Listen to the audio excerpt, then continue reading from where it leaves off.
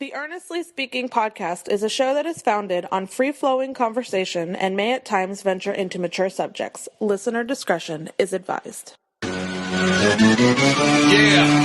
Earnestly Speaking podcast.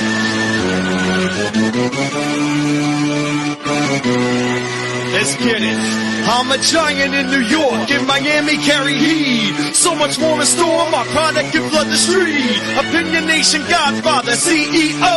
Puff in the late 90s, gon' see me blow. Oh. Got my hustle on, no imitation of that. Army of untouchables, Opinion Nation staff. Never an off season, homie, check the numbers. Heart throbbing my own right, supplying southern comfort. Earnestly speaking, my ego is well fed. Earnestly speaking, you're too evil and no threat. See, I'm like a hurricane, you're a mild breeze. Earnestly speaking, leaving Eli a dynasty. Shake!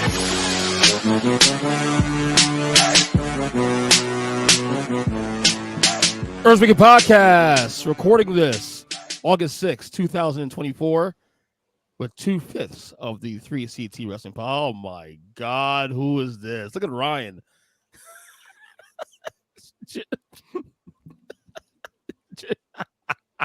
I'm sorry. If you watch on video, man, Ryan's already being, Ryan.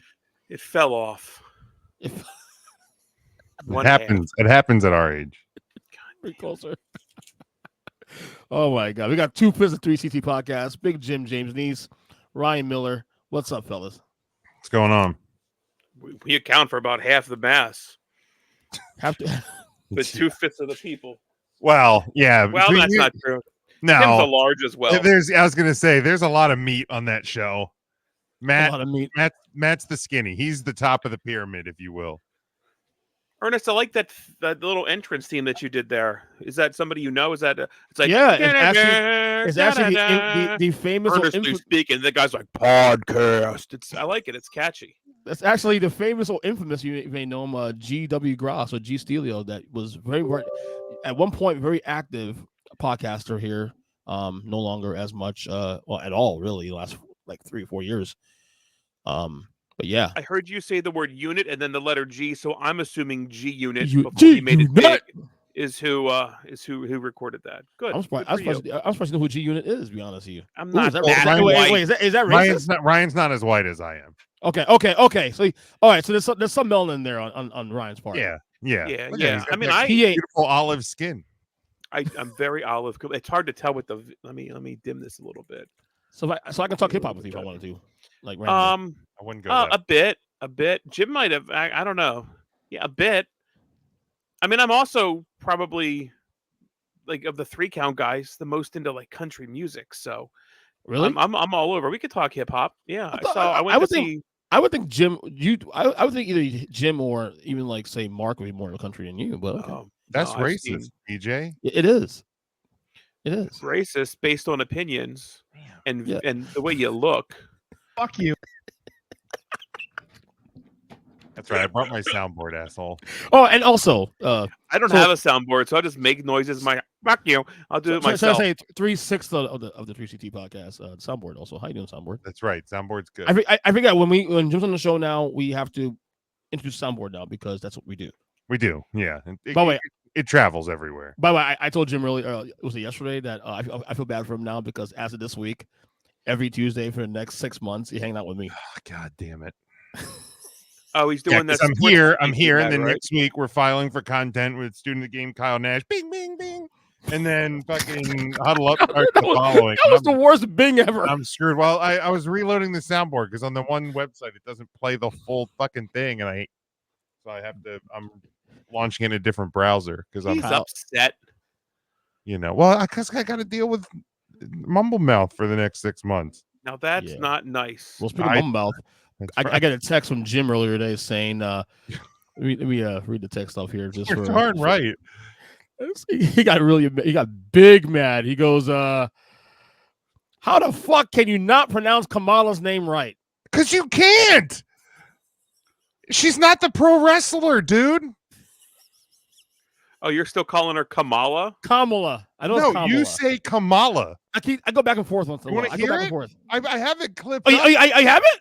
Yeah. You want to hear it? Yes. All right. the narratives there was Joe Biden can't win this race. So he put in Kamala, and obviously that came in. Oh God! But a large part of why the polling is flipped is two ways. Yes, Kamala being in the race helps. Obviously. Oh my God! So okay. this is literally from Kamala Harris's YouTube page 8 years ago. It's a 19-second clip. Okay, I want you to listen to this. It's not Kamala. It's not Kamala. It's not Kamala. It's Kamala. Kamala Harris. Kamala's for our schools. Kamala's for affordable childcare. That's Kamala. Kamala Harris. Kamala Harris for Senate. I'm Kamala Harris, and I approve this message. And I even sent you that link, and you just laughed at it. Wait, Here's the deal. I think Kamala should run with this and just do a video, and she just like has a big guy and just tell me what you want. Go to Kamala Harris. And now I can unsee alive, right? Whippleman could come out as Kim Chi. Whippleman could do it. He can. Yeah. Yeah, I think we lost Kamala a few extremely sensitive. Well, that's why she wins the election. I'll call her Kamala. I'm joking. I'll call her Kamala. And the thing is, I do call her Kamala once in a while, but for some reason, I've been calling her Kamala. For some reason. You have been. You've been watching too much 1988 WWF crap on the Peacock, man. Hey, it's better than 2020 Royal Rumble, right? Aha. Wow. You know. That's true. It's almost been a full 4 years since we've lost Kamala. August the 9th, 2020 is when we lost Kamala. Oh my God. We're literally like 3 years away from that. Friday. Friday will be. Yeah. Damn. Look at that. All right, Kamala. So we will talk politics on this episode. We will talk politics, but I want to. I'm serious. But Kamala, whose real name was James. Anybody James? Kamala's last name? Shit. Yeah, right. It's Harris. Harris. James Harris. Harris. Look at that. Look at that. It's really it's true. It's true. It's damn true. But we'll get to like political talking back on the show. Trust me. This is what we're fired about it now. But I do want to kind of recap. Look, kind of weird saying recapping SummerSlam. It's been 3 days. Honestly, it feels like forever, in a sense. You've had a Raw since then, especially. Mm-hmm. You know, but I think more so. I'll touch on. Yeah, some of the highlights I saw, like whoa, some things happened. That might have been. A lot of people were saying might have been Triple H's best single episode of TV since he's taken over. Really?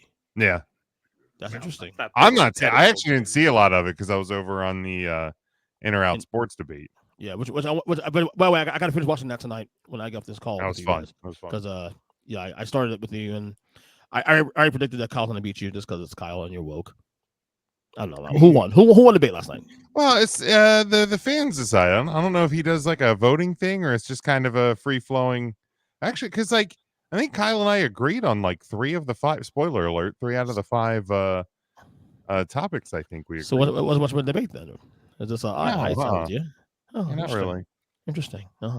But I think what I'll do, I'll go through these matches, and what I'll do is more so not review the matches. I'll talk about more so what's next, because I think all these matches have what we saw on SummerSlam on Saturday felt like a little bit of a reset in a sense. A lot of title change, number one. Yeah, there's a lot of movement. You know, and I've acknowledged already that, and maybe I don't know if it's because of me having been watching for the last like couple months, like in detail. It feels like a lull since WrestleMania, and I think one of the reasons why I think they've decided to like make some drastic changes here on the show was to try new things, not get stale. So most years there's kind of a lull between WrestleMania and July, but I feel like maybe this year, because I don't think it's even the fault of the company. This thing was such a big high at WrestleMania. Well, yeah, I mean, you had arguably the best WrestleMania of all time with the culmination of the Cody finishing the story, the bloodline, the best story ever told. It's still being told. It was, you had Rollins was gone, Becky Lynch gone, Roman gone. Like there's a lot of heavy hitters that left. You know, CM Punk still wasn't back from injury yet, so there's a lot of heavies missing as well. Yeah. So first one, Liv Morgan retains versus Rhea Ripley. Dirty Dominic Mysterio returns, of course, on Mammy. I mean, this was the right move, in my opinion. Keep reading chase mode for a little bit. 100%. I called it on my scorecard, which I won, by the way. You did win. You did win. Just gonna throw that out right. there. Nice. Oh, Jim was like, I'm in the lead. He was on his fucking high horse all night long. I was only in the lead going into the main event, and Yep. I turned that fucking horse to glue. Tim made me buy the hype on the Solo Sikoa winning the title, and Fools. I'm like a sucker. I'm not a big Liv Morgan fan, but I will say this heel run is kind of fun. I'm digging it. I'm digging it. This is the most I've ever cared about Liv Morgan, and this is the best angle that Dom Mysterio has been in. If you go back 2 years, Dom was getting murdered because it was him as like baby Rey Mysterio, and nobody wanted that. Yeah. This is perfect. The dude, I think, Jim, you sent this. The dude turned healer. Yeah. I mean, he's a heel. He's a bad guy. He turned healer right in front of our eyes. Right. And everybody still loved it. Yeah. Yep. Yeah. And it was because, I mean, here's the deal. We've seen, I mean, even before WrestleMania and the injury when she had to go away with Rhea Ripley, you started to see her start to get cheered. And like the hard part there is the Judgment Day as a group is a heel group. Yeah. So you have a face within a heel group, and they did a tremendous job of, and we'll talk about it more later, keeping the heel group together, but capitalizing on the two in the group that people were starting to cheer for, and making the people that are still heels in the group even more hated. And it was executed so perfectly. And yeah, kudos to all involved. But man, Dominic Mysterio, you go back during the pandemic shows and see him with his like stupid buzz mohawk mullet thing with like, and he looked like about 10 pounds soaking wet as Rey Mysterio's tag team partner. And it's like, this guy's fucking terrible. And 3.5, 4 years later, he's dumb ring gear, his god awful tattoos, and he still has. I don't even notice how bad his fucking tribal shit tattoos are. That's how good he is. I just remember 2 years ago making fun of his really shitty frog splash he did one time. Yeah, and now it's hard to have a believable frog splash when you weigh less than a ring rope. Like it really is. Like it's sad. And like he always said, he had like the gear, but he had like the hood on the gear. It was like, oh my god, it's terrible. I guess my next question is this: is how long should Rhea go into chase mode? Because I was talking to some people about this after the match. Is WrestleMania too long? Because she will get the belt again at some point. It's a matter of when. Oh well, yeah, she will definitely win the belt again. I don't think that. I think you can get it out to WrestleMania. I mean, especially because did she get jumped? No, she and Priest attacked the Judgment Day last night. Yeah, I mean, there is value in the chase, and if you can continue to, have the Judgment Day get involved and keep her from getting title spots and this and that. I mean, we're only 5.5 months till Royal Rumble, so yeah, she can easily win the Rumble. Easy. Yeah, you have her flanking Damian Priest. Have Priest go after Balor first. That's a whole month and a half. Yeah. And then you can always come back. I haven't forgot about you, Dom. I haven't forgot about you, Liv, and I'm gonna come for you. But I've what did they WWE sent a tweet out about that yesterday or 2 days ago. I guess after Raw about Damian Priest. They called him like the Twin Terrors or something like that. The Twin Towers definitely wasn't Twin Towers. It was like Twin Terrors. Something along there. I think it was the Twin Terrors. And it was like, damn, these guys, this will just print money. Yeah, let me see if I can. I'm fairly certain it's Twin Terrors. Because I think, look. The Terror Twins, something along those lines. Yeah, I'm going to assume it isn't Twin Towers. Right. If you go to WrestleMania, although I can see it happening sooner, but let's say you do say go to WrestleMania, does Liv Morgan have enough legs to get there as a title holder still at that point? Oh, Liv Morgan's in this run. Liv could drop it to somebody else. Well, now with Dominic by her side, especially too, I think that has the legs. Dominic gives it more legs. live without Dominic. I would say no. Dom gives legs. I think Dominic on involved in this now, and Dominic now being with her now, I think gives it even more legs to fill. If you were to go to WrestleMania, if that was the option going forward. No, I think you can have Dom step in as the insurance policy, if you will, almost like what is it, Carmella and James Ellsworth. Ellsworth kind of did her bidding.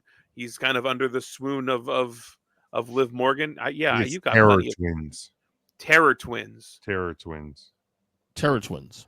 Yes. That's what I said, right? That's interesting. Yeah, that's what you said. Something along those lines. Yeah. What about we got a new IC champion, Braun Breaker beating Sami Zayn. Yeah, right choice. Short match, did what it needed to do. Sammy got a little bit of offense in, but Braun looked like an absolute star. I was somebody that was questioning the it's got to happen on a bigger show booking, but in hindsight, I thought the promo that they ran with Braun last week with saying like he just kind of got caught up and didn't take it seriously, and he kind of learned from it. And if you're gonna have a guy that they're kind of anointing as one of like the next big things, that I think doing it on the second biggest show of the year is probably the better choice. Yeah, I think the answer is obviously it was smart for Braun. My question is, where does Sammy go next? Has the championship reign elevated him to be a legitimate competitor on the main title picture? I don't think so. So where does Sammy go? That's my question coming out of it. Take a break. That also works. The guy's been grinding since COVID. That's a really good point. True. That's a fair point. Bring him back toward Rumble. It's a Rumble. series. Yeah, that's fine. Yeah. Hit the music coming out to the Rumble, pop the crowd real good. Sure. I love it. I've heard people say maybe if they do the bloodline, I'm gonna get to the bloodline later on. Let's get down to these matches. Maybe bring him back as an honorary bloodline member if they do what I think. I think Roman's gonna need bodies in that. That's what I'm saying. That's what I'm saying. And we'll get there in a second.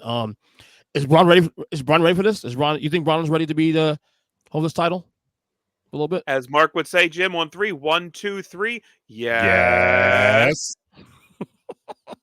All right. LA Knight beating Logan Paul for the U.S. title. Good. Finally. Yeah. Finally. I think Logan Paul. I think Logan Paul will probably be in the next mix of world title competitors. They move him up a little bit. Yeah. Unfortunately, the guy's real good in the ring. He's phenomenal. Shame he's a horrible human being, but that's a whole nother issue for another day. Yeah. Yeah. He's, I've said it since he debuted. It's almost unfair how good a guy is when you've only wrestled a handful of matches. I'm happy to see LA Knight get a title though. Especially over the last couple of years. He's kind of as organically as you can become a big star in 2023, 2024. He's kind of done it. The groundswell beneath him, and the culmination of a really long career outside of the biggest companies. So now to get that recognition on this within the WWE, I think is awesome. I'll be honest with you, if there's another match, another show where he doesn't win the title, I was gonna get a little worried. Like, okay, he's had some opportunities now to win a title. Yeah, it hasn't happened. It's kind of getting to that point. Yeah, it's about time now. He's still over too, really over. So, Ryan, gotta sell Slim Jim somehow. Yeah. Could you see? I asked this question to Robert Genius last year, and I'll ask you guys. It's been a year since then. Can you see him in the world title picture at some point? Can you see AJ Styles in the championship at some point? Well, he's won the title quite a few times. Then yes. Yeah, I think so. Okay. Especially in a I world. see him before I see Logan Paul. Well, Logan Paul did fight Roman Reigns at one point. Yeah, and he fought pretty good match. Cody Rhodes. I mean, he's a guy that can be used in big, especially because they were both international shows. He's because he's a star and it's a name recognition. You can pedal him out there on international shows. I personally don't see Logan Paul ever actually winning the world title. I think you might get into that conversation for a show or from here or there, like he has. Yeah. But yeah, I think LA Knight, especially seeing the reaction to him winning this title, in some of the spots he's been in when he's kind of gone head to head with Roman, and yeah, I could see him absolutely being a world champion. Yeah, I know he's a throwback guy, man, but I love it. I love Yeah. it. So, Nia Jax beats Bailey by for the title women's championship. I'm not surprised this happened. I mean, people complain about Bailey's run being a little mid. Yeah. First of all, how are you gonna sully Pam's name like that? I didn't mean to. I didn't say it was. This is what people are telling me. Apologize. You don't have to. You don't have to. No, he first doesn't off, have to apologize for other people's. First off, I love. Have to spread rumors on here. Love Bailey. First off, it's one of my top two. What do you love about Bailey? You already know, Jim. You already know. No, she's great. She's great in the ring too. Also, to be fair, but yeah. What do you mean? Also, well, those things. I don't know, EJ. Please. Oh God, there we go. Come on, man. It can't be that. The listeners would love to know. Booty. Like, damn it, Jim. Help me out with the soundbite. Man. Give me something. Booty. No, I'm not surprised. Bailey can use a little bit of a little jolt. Sometimes getting the belt off can help with that. And to be honest, Nia Jackson's returning to the company. Gotta be honest, the way they booked her has been pretty good. This has been the best run of her career. I'll agree with absolutely. that. Absolutely. Yeah, the Bailey's title run, we've definitely seen better. We've seen worse. But I feel like they're not 100% sure what Bailey is in 2024. Because after she, destroyed the Bailey buddies and had that great heel run. Like now she's a face, but it's like I don't know if you can really go back to old Bailey, John Cena-ish. Like, can you at this? Like, I can't see anymore, dude. Much as I liked it, she was so good as a heel and one of the MVPs of COVID. Yeah, she was. It's hard for me to see her go back. Doing the whole Karen thing, man, is the best. Like, she was so Not good a Karen at that anymore, man. WrestleMania, she comes out and the wacky waving inflatable arm filling tube men come up with her. Can you imagine that pop at WrestleMania? Actually, that would be pretty cool. 10 Bailey buddies spread across the stage doing their stupid fucking whacking thing. Absolutely, the crowd will pop for it. Music and That's everything. what you bring. You can wait on it. You can have her floating in this kind of mid, I'm a face, but I'm not like side ponytail Bailey. But she'll eventually get pissed off. Something will happen. She'll put her hair up, put it to the side ponytail. Next week, we'll see the Bailey buddies. I honestly, and I'm not saying she needs to like disappear between now and the Rumble, but like if they run like an injury angle and say like October, and just to give her a little bit of time off, and then at the Rumble actually do the return in the Rumble match with the Bailey buddies. Love it. I think that's your spot. I think that would be over. That'd be over big time. But yeah, I also think Nia getting the title is just a vessel for a Tiffany Stratton face turn cash in. Yeah, I see that, which would be great. I also thought she was in the cash in that night, but then the little swerve there with that when she came out. So yeah, I think that you will get a few of those. We'll catch Tiffany looking at the championship and not Nia. If she's holding the belt up, she'll be looking at the belt, not Nia. We'll see little things like that because if there's anything in the Triple H produced show that it's the details matter. Yeah, right. And everything's there for a reason, and the backgrounds matter, and eye contact matters. So you're gonna see little seeds slowly getting sown, and it's way too early. You can't blow both briefcases within freaking 25 days or whatever, Yeah. however long they've been held. So, yeah. And dude, it's okay to not like a champion. You're not supposed to like heel champions. Right. It's going to make whoever beats Nia that much more over. Especially if That's fine. You should not like Nia Jax. Especially She's a if heel. you're using a 10-year-old brain too, especially because if you're a child watching this stuff, you're not supposed to like the heel. That's the way it's supposed to go. Right.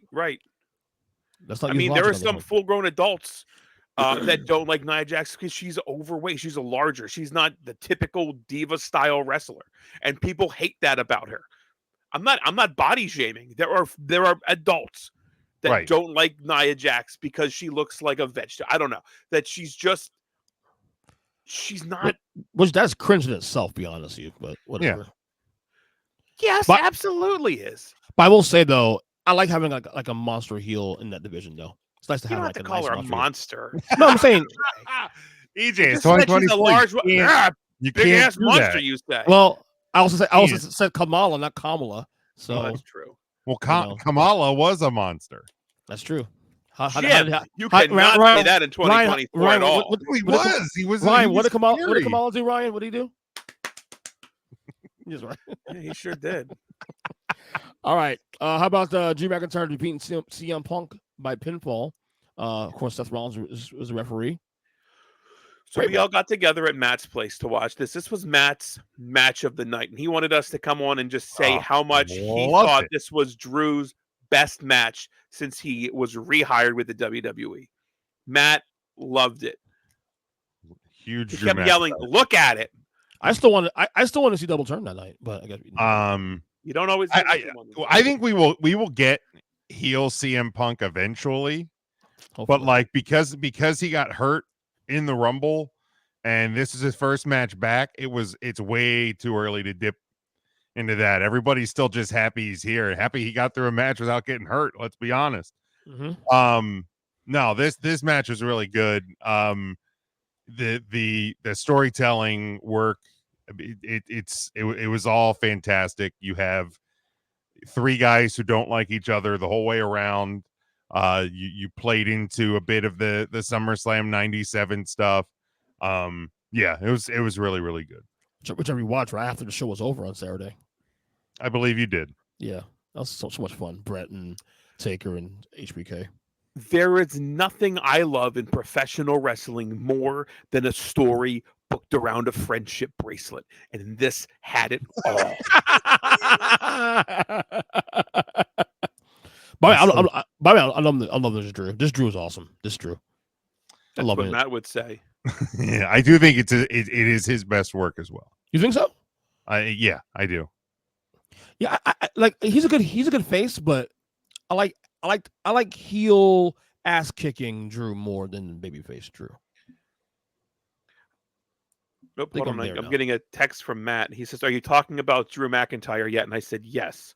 He says, "I want you to reiterate how much I love his tweets and the memes that he made. They are good. The freshest thing I saw in professional wrestling." Hold on. New text is coming in. And I can't wait for him to be champion again. Matt Muleisen, folks. Is Drew going to? I mean, what's next? I mean, first off, this might be the feud of the year. First off, let's start there. Okay, tap the brakes. You think so? No, not okay. Good. Outside of the Bloodline and Cody and Roman, whatever, early in the year, at least post-Mania feud anyway. What's better than this? Everything with the Judgment Day. Okay, I'll give you that. Yeah, I'll give you that. Especially what's happened in the last couple of days. And then pretty much the Wyatt Six and American Alpha or whatever they're calling themselves. I think is better. Really anything but CM Ryan, Punk and Drew McIntyre. Friendship bracelets, man. Come on. Yeah. The Wyatt family doesn't have them yet. I'm also shocked the WWE shop isn't selling those bracelets yet. Yeah. Yeah, take those Connor Cure bracelets off, right, Jim? That's not what I said. God, you're unbelievable. Isn't he? I don't even know who you are sometimes. Do they even still sell those? Connor passed away. Well, yeah, they sold them. Also, aged. It's been 10 years since Connor passed away. That's insane, dude. Actually, I don't know if that's factual. I But believe they were doing years. the promotion like even like up to 2 years ago. Well, yeah, they have like a foundation. Right. Connor's Cure is a foundation. Right. It was established in 2014 when 8-year-old Connor passed away in April of 20. It has been 10 years. Wow. Crazy. I wonder if they do. We'll find out now. While we check for that But one. Connor's Cure They is sell still pins. They in. do have shirts. They have a snap bracelet. They do not have the old stretchy bead bracelet. I have the stretchy bead Connor's Cure bracelet still. I have never it took it out of the somewhere. I know I bought one. Because I'm Oh, you really did? big into Okay. friendship bracelets. Obviously. That does not surprise you one bit. No. Remember that episode of Saved by the Bell? Remember Saved by the Bell? The season 1, I think, was when they were doing the businesses and they did that one. I think Zach did bracelets. And buddy bands. Buddy bands, right? Yeah, buddy bands, yeah. Buddy bands. You and know that was you the want first it. instance of Zach being a dick on that show. Yep. Zach Morris. The first one? There's so many instances of him being a dick. No, it was season 1 though, wasn't it? Yeah, season 1 of that angle. I don't count Good Morning Miss Bliss. I'm sorry. I thought you meant season 1 of the show. Well, it's weird because they have like the first couple of years with Miss Bliss, which is really a separate show. If you think about it. Adrian Bliss. Alexa Bliss. Alexa Bliss. Praise be. I used to have a crush on Miss Bliss actually back when I was younger. Anyway, that's weird. That's not weird. She's not bad. She's like English. Come on now, calm down, Jim. All right, woke Jim. Did a little head just pop in your screen, EJ? Yeah, hold on. What's up, buddy? That was the craziest thing ever. It's like the little Mortal Kombat. Yeah. I thought that's what would happen. I didn't know what was happening. I just saw a blur when I looked up. I sneezed. Yeah, some scary shit. God, it was a Mortal Kombat moment. It's my 7-year-old who's not in bed yet. Apparently, unbelievable. All right. Anyway, how they let him get away with that down awful late at night, EJ. Actually, he napped. He napped earlier today, man. So so did I. Right after work, I caught a 15-minute nap. Boy, was that jealous. great. I can't nap. You don't try. I could have nap. tried. I couldn't nap. You need gummies, Jim. Apparently. Yeah, you need gummies. Anyway, Gunther is now the new world heavyweight champion, defeating Damian Priest by technical submission. This is a solid match. Match of the night. Oh, really? I think so too. For sure. Absolutely. Real good. Real good. Some of my buddies are saying, "Oh, I'm getting tired of these Gunther chops." Like, then stop. Same for you. Yeah. Ain't for you. I don't get it, man. It's I don't get tired of it. Like and because it looks too choreographed. It doesn't look real. There's a guy slapping the shit out of another motherfucker. Get real. You don't like it? Shut up. Yeah. Stop watching wrestling. You have my permission. That's right. Yeah. It's and here's the thing, like it doesn't get used egregiously throughout the rest of the show. Like when Gunther really is the guy who just slaps people. Too soon for Gunther to get this after losing the IC title?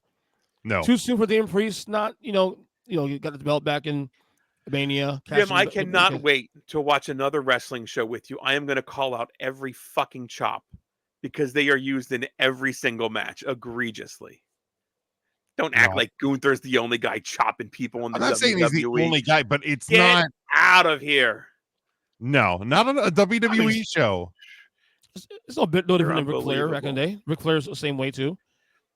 You're acting like it's a goddamn super kick. You're unreal. No. I know exactly what you're doing. Little side law.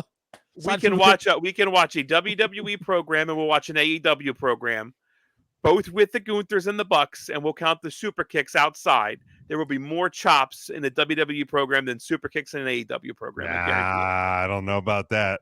Well, no, but besides Gunther and the Bucks, like we're not going to count theirs. We're going to count everything outside of their matches. Yes, sir. There will be more super kicks. No, absolutely not. Super kick party, man. Come on. That's right. Don't be a party pooper. But no, this isn't too soon. The episode we'll choose will have like the Lucha Brothers. I would pick the wrong AEW episode. I guess the real question is more so is too soon for Damian Priest to lose the title. Absolutely not. Look at what's happening with him in the Judgment Day and everything around that. It's absolutely he had a briefcase. He cashed it in. He wins. It's that simple. Yeah. And then the Judgment Day screwed him over and he lost his title. Guess what? Now the two people from that group that are baby faces have so much sympathy on their side. It gets more heat on the Judgment Day. Absolutely the right choice to move the title off of him. So Judgment Day now is what? Consists of what? There's Rhea and Damien now? No, they're not the Judgment Day. The Judgment Day is Carlito, Carlito, and Finn, JT and McDonough. There's no original members in the Judgment Day from the original 3-person Judgment Day, which was Damian Priest, Etch, and Rhea Ripley. Right. I said in the other group chat, they are the Leonard Skinner of professional wrestling. Oh, it's true. That was good. Yeah, I got a point. It is very true. So Liv is, I guess, in the new Judgment Day. Yeah. Dom is the new Judgment Day. JD, yeah. And finally, Cody Rhodes defeats Solo Sikoa by pinfall in the Bloodline Rules match for the WWE Undisputed Championship. Of course, the highlight of the match and of the night was obviously the return of one Roman Reigns. Acknowledge me. OTC on his T-shirt. One Tribal Chief? Original Tribal Chief? Okay. Yeah, if you One look at tasty it, cookie. if you look at it on the WWE shop, it even says in the description original. Oh, it does? Oh, I didn't see it. Okay, I didn't see the was it small? Obviously small. Well, no, it's Right. it's in the description like of the product. Okay. Listen. Okay. I already bought it. I know you did. You were bragging. I think I bought it that night. I'm such a goddamn sucker. I really am. Mark. I really am. What a Well, I was already on there anyway because they had the We're Fanatics. looking for that Jelly Roll shirt. Good God, that was rough. Love me some Jelly Roll, but that shirt's rough. No, I was already on there because the Fanatics had a 25% off on Sunday, and the Wyatt 6 shirts were actually included in it. So I picked up a Wyatt 6 as well. Did you buy me one? No. I'm kind of friend of you. Fuck. I go to the thread on Friend Saturday. Go, yeah, you buy me one? Like, absolutely not. Absolutely not. No, why not? Get your wife to buy you one. She might actually. I don't know. She would. How excited is she that he's back? Oh God, she was like, she was in the house. She goes, Roman's back yet? Roman's back yet? She was at the movies. No, not movies. The dinner with her friend that night. Is he back? Explains all the moisture on the East Coast this week. I guess the question now is this: what's next? Like, is Roman's focus go to Cody, or does it go to the bloodline and that whole fracture? Bloodline first. What was the question? I wasn't listening. I was gloating over my. Well, I'm assuming that we're going to get a Survivor Series match at some point between the Roman's bloodline and Solo's bloodline. If the Rock comes back before then, and maybe the Rock has his fissure. I don't think Rock comes back before then. I think it's going to be the OG bloodline versus the new bloodline at that match at Survivor Series, and I think Roman's back to deal with the bloodline stuff first. Yeah, and he will worry about the title after that. So is Roman a I think that's now again? The story. Roman's always about family first. Gonna take care of family first. Yeah. Whether it's family, I'm proud of it, or if it's family and we gotta crack some skulls. Family first. He is absolutely a babyface. Did you hear the pop? I saw them. I heard the pop. He was getting pops. Heel. Thank you. That's what I'm saying. I'm like, I can believe him being like a tweener right now. Oh, look, he's not going to change very much about, or if really anything, because the presentation won't change. The presentation not going to. The music changed a little bit, and that's it. He's still going to be the Roman Reigns that we've known for the last. I don't know if I like the music as yet, though. I like the other song, obviously. I mean, it's basically the same song. The intro's different, and it's just a little bit more orchestral. Yeah, but give me the old song though. I still want the old song. I think that's similar to the one that they used at Mania, isn't it? Where they had the live orchestra at Mania. Yeah, they were. It feels like the orchestra part's too long. Like it doesn't need to be. I love this theme that do or whatever. It's very mob boss style as well, and that's kind of the same gimmick The Rock was running. You had the two alphas in the bloodline. But I like this theme, and in an area where the themes get drugged pretty good by fans. This was a good redo. This theme was working. It's the extended version of the old one, maybe. I don't know. It seems like it's what it was, but it seemed like at the core of the song, it was still the same. Yeah. But you're right. I don't think presentation is going to change much. It's going to be bum bum bum ooh ah, Superman punch spear. It's the same shit. I mean, he's not like he's picking up new moves or anything. He's not going to pull off a blue thunder bomb in the middle of a match. Right. Could you imagine? I mean, the thing is, like, the challenge is now too. Like, Roman's back now, so obviously you want to keep Roman and Cody away from each other for a little while still. And that's not going to go well anytime soon. I mean, we had that for 2 years in a row. Let's cool it off a little bit. Now, where's Cody go? Because if Roman's going to be doing the bloodline now, who's Cody's next opponent, you think? Logan Paul, like I said earlier? That's an option? No. Let him go away for a minute. Who's next heel I don't in think line? we're getting Roman Reigns every Thursday to further this storyline. No, Roman will be there this Friday. Yep. Already announced. But And yeah, we're not going to see him for a month and a half. Yeah, I think he's He'll going to be go away recruiting his bloodline, yada yada yada. You might get a vignette. I think he's going to pop up on Raw for a minute because I think he's going to need. He's going to need main event. Well, he's going to need main event Jey Uso. Well, I don't think Roman was part of the draft. Technically, Roman's a free agent. Fair point. Ooh, good point. Good point. In terms of who his next opponent is, I mean, that's a really good question, man. The SmackDown roster is not super deep heel wise. So yeah, I don't know. Yeah, I mean, they just did AJ twice, so you can't really run that back. I mean, Nakamura's on the roster. We haven't seen him in 1,000 years. Yeah. But I mean, Randy Orton just showed up to Raw. He's getting a title match at Berlin. Gunther. You know, is there some sort of a backdoor deal where somebody from Raw comes over? Yes, Ryan? Mr. Ernest. I'm just curious. You were quick to I'm hearing an echo here. What's going on? I don't like that. That's on your end, definitely. No, it's not. That was Trump tripping it. That was good. Don't be rude. Don't be rude. Thank you. You were quick to want to shit on Bailey's reign. Let's hear your take. No, you did. We all heard it. Rewind. I didn't do it. That sorted me out. Terrific. Cody's reign hasn't been great either. Are we ready to admit that? Oh, I've been saying that. And by the way, I didn't say Bailey's reign was bad. I said people have been saying it's been mid. I'm not saying this has been bad. People have said that. Cody's having good matches though, but the reign's been kind of meh. To be fair though, no Seth for a few months. Roman's gone. Obviously. Well, Seth is on Raw, so that wouldn't have mattered. Right. So I mean, it's just there's the money's always in the chase, and when you get what you want, did you really want it, or did you just enjoy the chase? Don't be surprised that Cody loses the belt before Survivor Series. I don't know who we would lose it to. If Trips is this aggressive right now with moving titles this quickly, and the amount he's done this past Saturday, why wouldn't you not consider it next? I think all the other 3 count guys were ready to put the title on Solo.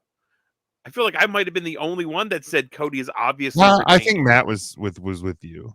I think. Well, Matt's smart. Yeah, he was obviously the smartest of the group. Oh yeah, naturally. I mean, he was a teacher. He's a writer. He's a published author. He's a published author. Yeah. Is he really? Yeah, I didn't know that. But yeah, I think the problem in Cody's reign is the fact that he's on SmackDown, and they really in the reshuffling of the deck and the draft and all that they really didn't load the SmackDown roster up with very many heels.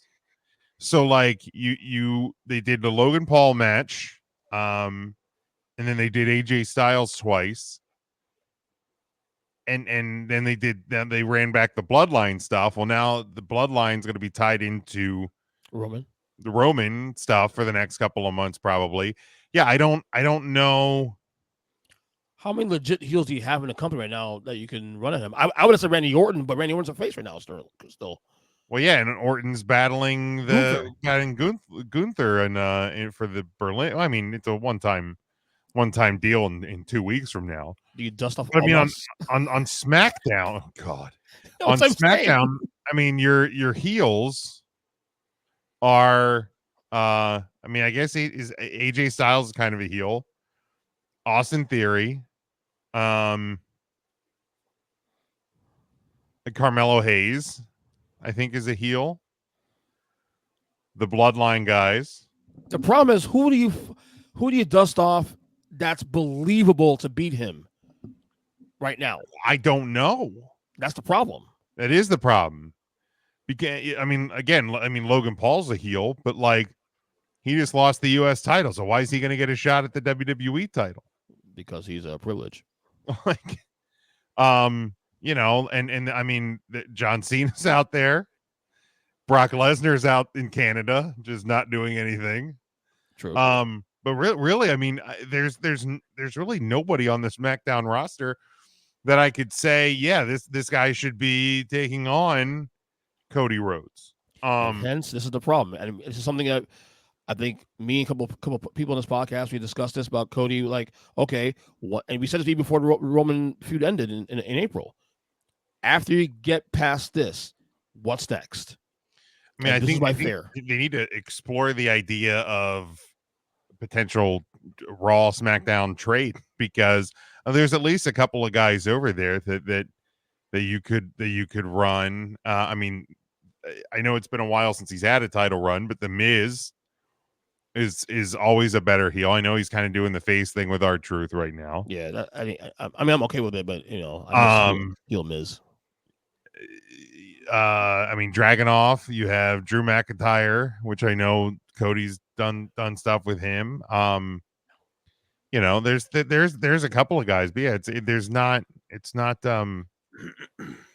isn't super deep over there. So yeah, they're gonna have to get pretty creative with it over the next couple of months, because especially if you're gonna start focusing a lot of that energy on getting to Bloodline War Games at Survivor Series, that's going to take out your biggest heels on SmackDown out of the program as well. So, wow, that I just pulled up the SmackDown roster. It is. That's what I'm saying.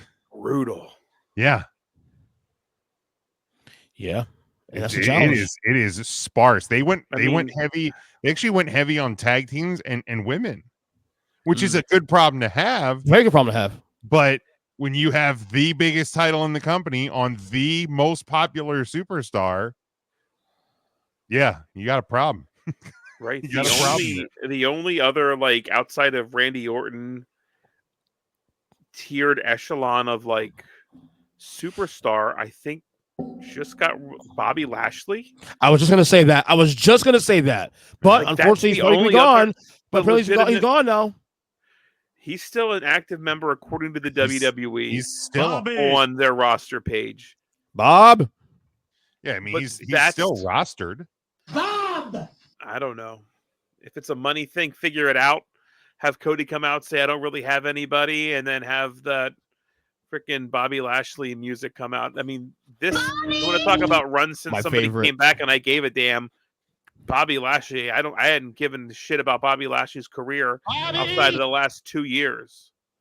Well, it was his best work. Bobby Lashley hitting home runs. Absolutely. Turn back heel. Bobby was phenomenal in 2021 rather, and 22. I mean, the only other one, Kevin Owens. But I hate to say this. You're going to flip that heel switch real quick. No. Agreed. Right now, we have too many baby faces. Yeah, that's part of it. Tommaso Ciampa, I think you could build Tommaso up. He's not super big. Is he ready though? Cody Rhodes and Tommaso. No, because you put him in a tag team with Johnny Gargano. But here's the deal. Cody comes out Friday night on SmackDown, you know, smiling baby face, world title. What do you want to talk about? Kevin Owens pops in the ring and gives him the power bomb. Boom. There's a heel. Definitely, Right. and if Sammy's gonna go away for a little while, which you think's gonna happen, we can definitely pull it off. Well, now. especially because Kevin and Randy Orton have been one of two guys that have been in Cody's corner for a while. Yeah. So special edition of the KO show. I Boom, there it thought goes. it would been, to be honest, I thought weeks ago it would have been Randy Orton because that's the obvious way to We'll get go. there. But if you're gonna time with Gunther now, then well, You gotta talk about Gunther. we'll get Cody and Randy at some point. talk about Gunther. If Cody, I think Cody's going to be champion at least till Royal Rumble. I could very easily see Randy and Cody at the Rumble, and Randy wins it there. Yeah. Or they tie in the whole John Cena thing into Cody or Randy, and Randy turns heel. And Randy wins at the Rumble. Randy. Cena wins the Rumble. Cena wins at Mania. Dude, Yeah. Cena's not There's gonna number get his 17. 18. Just stop it. It's not going to happen. Ryan, the sooner you accept this is going to happen. Dude, you have been saying that for 5-6 years now. It's not. Yeah, and happening. I got a year left, you can man. come on to my hill and die on that hill Nope. with me that I've been dead on for 5 years already. No, sir. Not happening. Well, we'll have to find out very soon. I got about a little over or a little under a year and a half left in this You dream. want to some time with Cody Rhodes, and you want to see Jim's thing come to fruition? Have Cody Rhodes come out and say, "Hey, I'm issuing an open challenge for my championship every other week or something," and then just run through the entire B fucking roster on. Have Giovanni Vinci come out and challenge for the championship. Whatever. There's a whole 2 weeks of programming you don't have to worry about. Next week, boom, here comes Santos Escobar. Doesn't matter. He's going to win. Next week, boom, Humberto. Easy win. There. We've already Did killed you say Humberto? Humberto.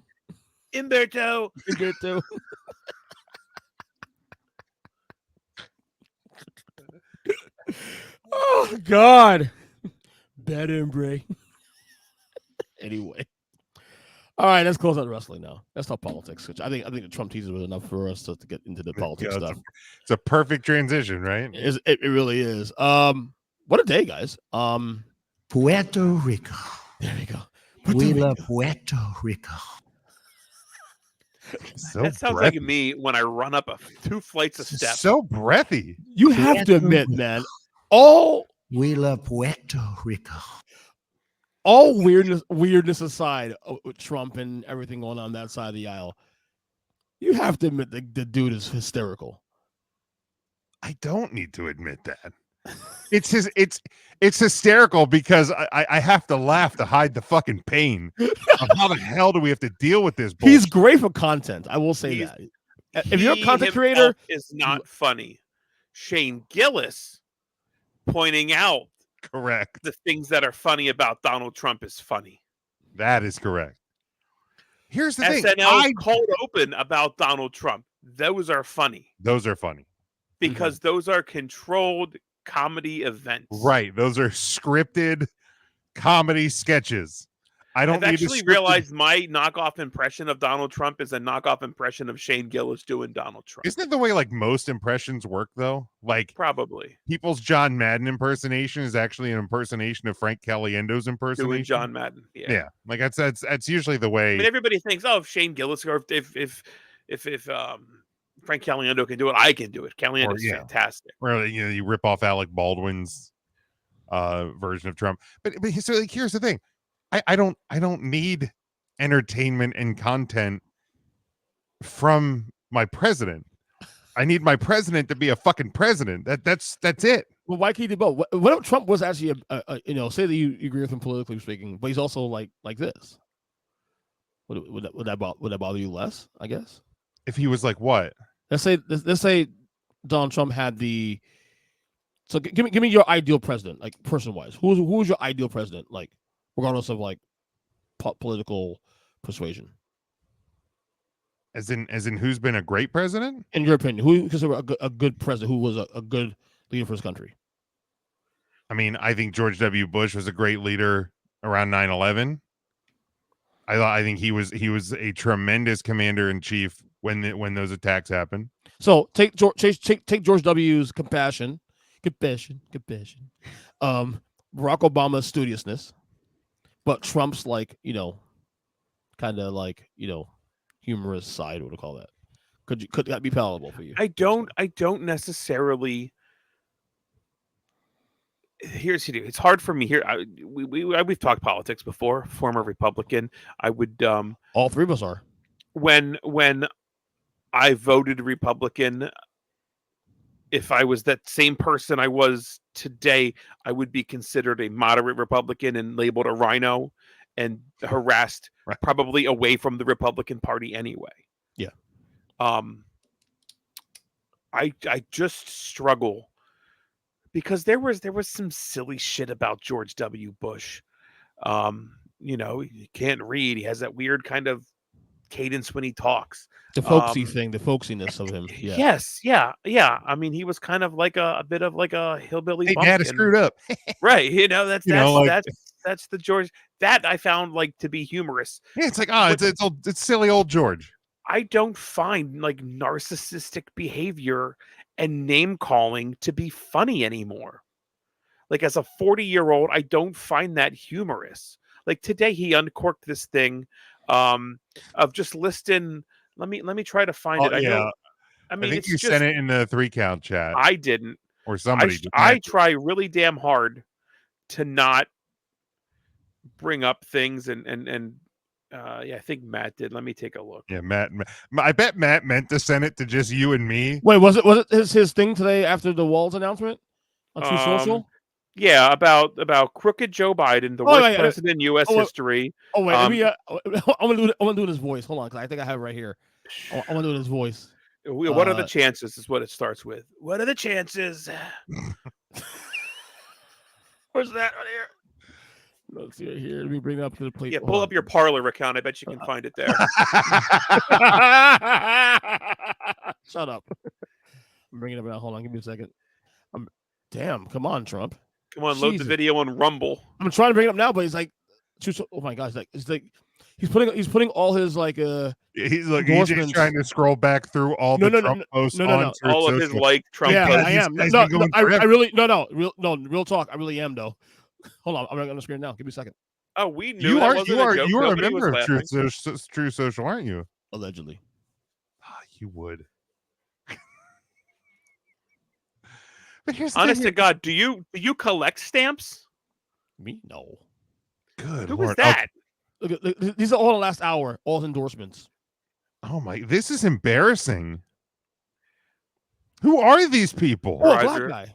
Her eyes are spread too far. Don James versus Trump.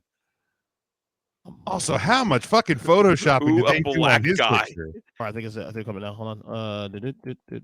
No, that's the wrong one. There he goes. All right, here we go. Right there. What are the chances that crooked Joe Biden, the worst president in the history of the U.S., whose presidency was unconstitutionally stolen? That's all right. Trump can't read anyhow. So.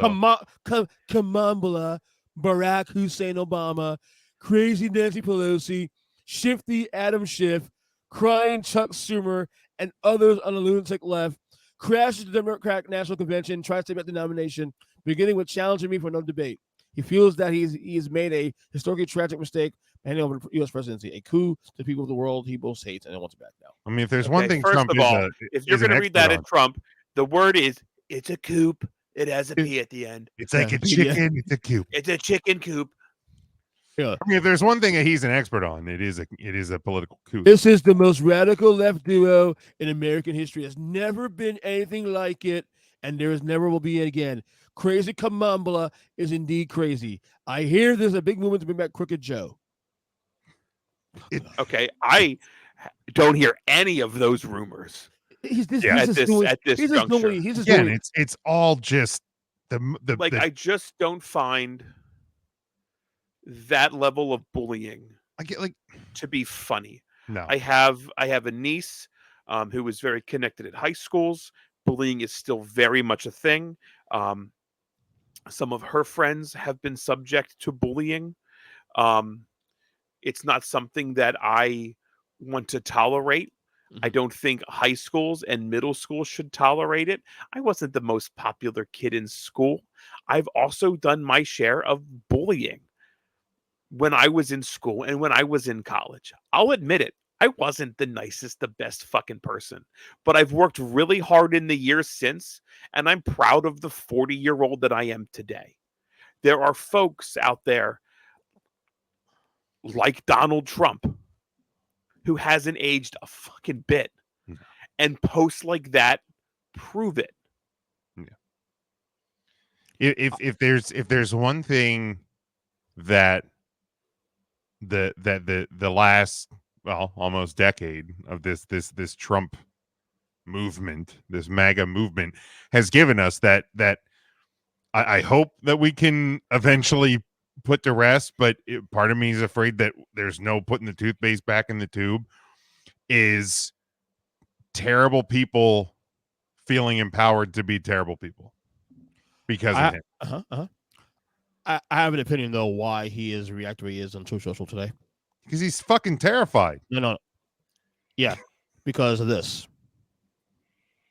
He's going to pull up a poll. I fucking knew it. That's fucking because of this. As of today, he's terrified. He's terrified. He's been terrified since Joe Biden dropped out of the race. Yep. In 17 days, Kamala Harris, and again, Trump supporters can't say polls because Kamala Harris. Jim. Thank you. Sorry about that. You should make a sound like that. If I say Kamala wrong, put my voice in Kamala. Honestly, we'll hold up the word that says Kamala. Yeah. Like every night before you go to bed, you need to do 10 Kamalas. Kamala. Like just Kamala. So just beat into your brain. Kamala. Give me your wife's number and I'll text her and tell her that you're saying her name wrong, and I'll have her beat you until the point you start saying it right. Funny thing is, she will, though. Exactly. That's why I said it. She will, though, he says. 16 days ago, rather, Joe Biden was down 3 points in these polls. Again, Trump supporters can get mad now because just a month ago, you all saying the polls say, even Donald Trump referenced the polls. The polls are telling me I'm ahead bigly. You know what I mean? Greatest polls ever. He literally said that in an interview in June. Okay? Of course he did. Now the polls are rigged now. Exactly. Just saying. That's why he's reacting the way he is. And here's the deal. I am of the belief that polling isn't the be-all, tell-all. But if you're going to take the same polls and compare the same polls from month to month, that is data I think you can use. If we're polling the same group of people and we're seeing swings like that, that's data that's actually usable. To just snapshot, we asked 1,000 people, totally random, that doesn't mean anything to me, especially in June of an election year. Way too much in the air. I don't know. There's a ton politically to talk about. I agree with you that. I'll say though, real quick, Jim. I'll say about that about June. But the big thing's different this year was that it was definitely going in the wrong direction for Democrats prior to Joe Biden leaving the race. We can all agree to that. And I know Jimmy gets sick of hearing this shit and got sick of me hearing this shit when I kept saying he's got to go. But this is why. Right. This is why I said this. Do you want to know my biggest problem with the way that the whole thing was handled, though? Jim is gay for Joe. Because here's the thing, man. The media has treated Trump in the 3 weeks since Biden has dropped out the way they should have been treating Trump the whole fucking time. The reason there's not a big mystery why all of a sudden the media is actually, even on Fox News at times, pointing out the craziness that is Donald Trump, because Kamala Harris and the Democratic side is actually exciting and has people excited and happy and hopeful, and they can make money on that. The media was in the bag for Trump because that's where the money was. There was money in we are a desperate country if Donald Trump gets reelected. For Jim, 4 years, the administration has silently been really fucking good. History is going to remember the Biden administration a hell of a lot better than it's being treated right now. Actually, it's been treated great in the last 3 weeks since he left the race. But the history as a whole is going to look back on these 4 years and go, holy shit, this administration got a hell of a lot done. Now, could he have made it 4 years? I don't know. There's not a lot of, 82 to 86 is a long time. Okay. I understand that. But like the media should have been treating Trump the way they are now the whole entire time. And if they would have looked at what happened on the debate stage and went, fuck, man, old man had a really bad night, but this motherfucker over here is still just as crazy, sweaty, bloated, and psychopath as he's always been. Let's talk about that for a minute. Like I think the debate stuff could have dusted over a lot more than it did, except you're doing a 24-hour spin cycle on. Say though, there's nothing different about Donald Trump today than there was 4 or 8 years ago. Donald Trump didn't change. No. I will say though, Joe Biden did age change. and did get where you go back and listen to like the speeches from 2020 and the speeches today. Joe Biden always had a stutter. We're not going to ever disagree with that. There are signs of like of Joe Biden's age in his speaking engagements more than I think anybody wanted really to admit at the time. I voted for Joe Biden in the primary. I was willing and 100% ready to back Joe Biden in November. 100%. Absolutely was. There were questions. And I think, Jim, to your point, let's talk about that debate moment, because that's when everything was flipped on its head. Why would Fox News and CNN and MSNBC point out how in your crazy Donald Trump is, when Donald Trump's been crazy for 4 years? He was crazy during his presidency. His base knows what Donald Trump is. To root cause, I think, the problem and the excitement that we've seen since Joe Biden left the race, unfortunately, Joe Biden isn't a sexy choice. What is there to really get excited about Joe Biden? Think back to professional wrestling. Would you have rather seen a Dean Malenko match or a Bill Goldberg match? Goldberg comes out with the pyro and the fucking spear and the jackhammer, and he's on this incredible streak. Or Dean Malenko, who's a great executioner, a great mat technician. It's fine for some people, but people look where the fucking plane wreck is, where the fucking train track derailed. Like, that's the story. You need to be flashy. Unfortunately, in 2024, Donald Trump is all of that and then more. Right. Now, is it great? Probably not. The motherfucker got shot in the head and didn't like raise in the polls. How that's still not talked. That's not even fucking talked about today. He had a very, very, very slight bump. That's it. Right. There was an assassination attempt on a fucking presidential candidate less than a month ago, and no news is even covering it anymore. What the fuck? Because there's so much shit going on. Because literally a week later, Biden left the race, or yeah, because it was the Saturday before the Republican convention. Right. That the assassination attempt happened, and it was the Sunday after it that Biden dropped out. I mean, insane. But there, like it or not, was the flashy move that the Democrats needed to do to spin the narrative, at least, into something's changing. Hope. There were a ton of words to that Democrat change, forward, hope, things like that. That, unfortunately, was the move that needed to happen to get where we're at today. I was concerned about it. Absolutely. Jim, I know you were. We talked about it a lot. Yeah. Is it too late? Probably too late. How are we going to even fucking get from Joe Biden to anybody else? And then today we have a press conference with Kamala Harris. That's Kamala. And Harris Walls banners all over the Licorice Center, the Licorice Center, however you pronounce it. Center. In Temple, Philadelphia, Pennsylvania, to one of the more raucous crowds we've heard at a fucking presidential any rally. Let's be fair. That was allowed. Trump was there 3 weeks ago, and it was half as full. The base is fully energized right now. I feel like Kamala Harris and the Democrats right now could move mountains. They have just, and we're not even at the DNC. That's in 2 weeks? 2 weeks. A little over 2 weeks, yeah. Yeah, and like here's the thing. My my concern, again, looking historically, moving on from a candidate this late in the game usually doesn't end well. My other concern was that the Democratic Party was going to meddle too much in if there was a change, they were going to meddle around too much, and they were going to bypass Kamala Harris. Okay. Which would have been an absolute party suicide.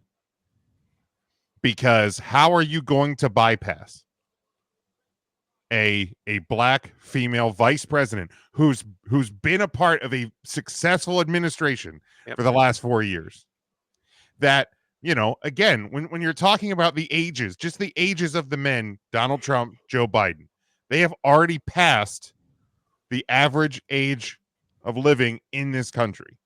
Right. Well, past the age of retirement. Right. So you have on either side, you have guys who just from a average age of life standpoint, are past time. The expiration date has passed, right? So like you pick a vice president with the knowledge that like this is the person who is best equipped, in my mind, to lead this country should something happen to me. And you're gonna my fear was you're gonna bypass her to pick insert white dude here. Well, there were some people in talks. Newsom was in talks. There was right Shapiro out of Pennsylvania, and who I think are great future leaders of the Democratic Party. Yeah, but I don't. Shapiro's going to be fine. Ready. Newsom will be fine. Yeah, Shapiro had a great speech today. He's so good. He is a great he was going hoarse. No, yeah, the only thing I was critical about with that situation was more so I wanted a primary. I mean, I wanted a Democratic primary. I wanted something that's a little more fair and let the people decide what they want. But it is what it is. I understand that. That doesn't happen. But that's not how primaries work. Primaries are a nudge to your delegates from your state of who you would like to see. Joe Biden could have taken every single vote, and the delegates still could have put in Kamala Harris even over Joe Biden. Like, it's not. I mean, it's essentially, I guess, similar to the Electoral College. My vote isn't actually a vote to the president. Doesn't always go in the way of the people. Right. I mean, if we're talking a popular vote, hell, Democrats are cakewalking again this year. Yeah. So, how do you guys? Go ahead. Go ahead. No, so how do you guys feel about Tim Walz? To be honest, until today, I really didn't know anything about him. So I don't. Outside of my own state and outside of the national scene, I don't spend a lot of time in other state politics. I don't pay attention to it. In the list of all the things that go on in my brain, the governor of Minnesota, Arizona, Nevada, California, Oregon, literally nowhere on the list. Like it just doesn't exist. So in the crash course of social media knowledge that I've been delivered very, very quickly on my social media feeds. By the way, the algorithm works, folks. It does. I've learned a lot about Walz, and he seems great. The speech tonight was fantastic. From the clips that I've seen, I didn't watch the whole thing. I watched the whole thing. It was fantastic. But certainly not afraid to go after Trump's political record and Vance's affinity for sofas.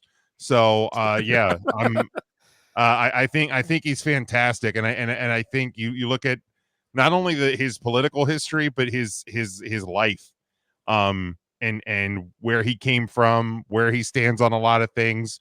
I mean, and he's a guy that's not afraid to put his money where his mouth is. I saw earlier where he used to be like sponsored by the or supported by the NRA, and after the Parkland shooting, his daughter was like, "Dad, you have to do something about the gun issue in this country," and he denounced the NRA. He spent all the money that he was given by the NRA, he donated towards charities, and he's passed gun laws in Minnesota. So like I have a lot of respect for a guy who is not afraid to actually take a stand, and that's a good thing.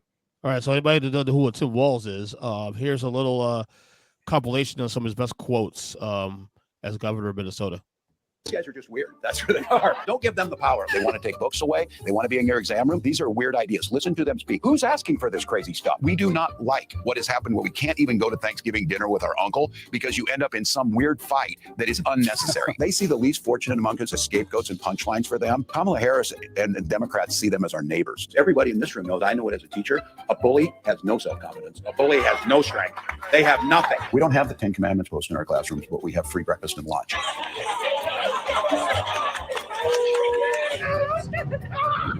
Have you ever seen the guy laugh? That seems very weird to me, that an adult can go through 6.5 years of being in the public eye. If he has laughed, it's at someone, not with someone. Imagine when I go home at night, I pick up the Frisbee and throw it, and my dog catches it, he comes over, he gets the belly rub for being a good boy. Picture these guys doing that kind of stuff. They just can't. People like J.D. Vance know nothing about small-town America. Their policies are what destroyed rural America. They've divided us. What Kamala Harris knows is bringing people together around the shared values, strong public schools, strong labor unions that create the middle class, healthcare that's affordable and accessible. Those are the things. You look what they're talking about, they went right to division. Taking the country forward with a positive message on things that work, that's what people are inspired about. I'm telling you, they got nothing. First off, he loves dogs. Trump hates dogs.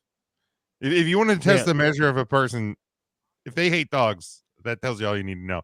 But no, there was the clip in there of him on like the amusement ride with his daughter, and I saw like the longer portion of that clip where like he was with his daughter and he was saying like they do things on their vacation each summer, like somebody picks something new, somebody picks something old, and he's on one of those slingshot rides, and just smiling and laughing and enjoying a day at the fair with his daughter. And I'm trying to picture JD Vance or Donald Trump or Ron DeSantis or Nikki Haley or Huckabee Sanders, and I'm like, I can't picture any of these assholes at a state fair having fun. This whole like all the and maybe it's just my bias. I'm not afraid to admit that there's obviously bias against people in the MAGA movement that like I can't imagine those people having like a fun laughing time at like a state fair with their family. Like I literally can't picture it. Like it seems very refreshing to see somebody who just enjoys life and enjoys their family. The vibe you get from him is just a down to earth, irregular middle class guy who, by the way, is from Nebraska. Has a lot of 24 people in his graduating class. 400 people. Yeah, he said joke around and told his cousins. But like he has a little bit of that I won't say libertarian bent, but there's a lot of like rural, even some red, parts about him. But at the same time, though, he's a progressive and he's an unapologetic progressive also too on policies that I care about. Mm-hmm. Yeah. Like if you're against aggressive on certain policies for sure. Yeah, and they're gonna try. The game plan. I knew right away the game plan was going to be for the right was to paint him as the socialist. Again, not knowing what the hell socialism actually means. It's just you just say a word because you want to say the word. And again, if you tell me giving school lunch for kids for free is socialism, then sign me up. I'm socialist then, and I'll own that flag. Absolutely. Yeah, no, we got they perform better when they're hungry. Yeah. No, that's not true. I shouldn't joke about that. Yeah, man, I don't know. I think like with Walz with it finally happening, I feel like the gloves are off a little bit as well. How much of that had Jim? I'm sorry, how much? It's $40. So I saw this earlier. This is on the Harris Walz campaign site. It's a camo hat.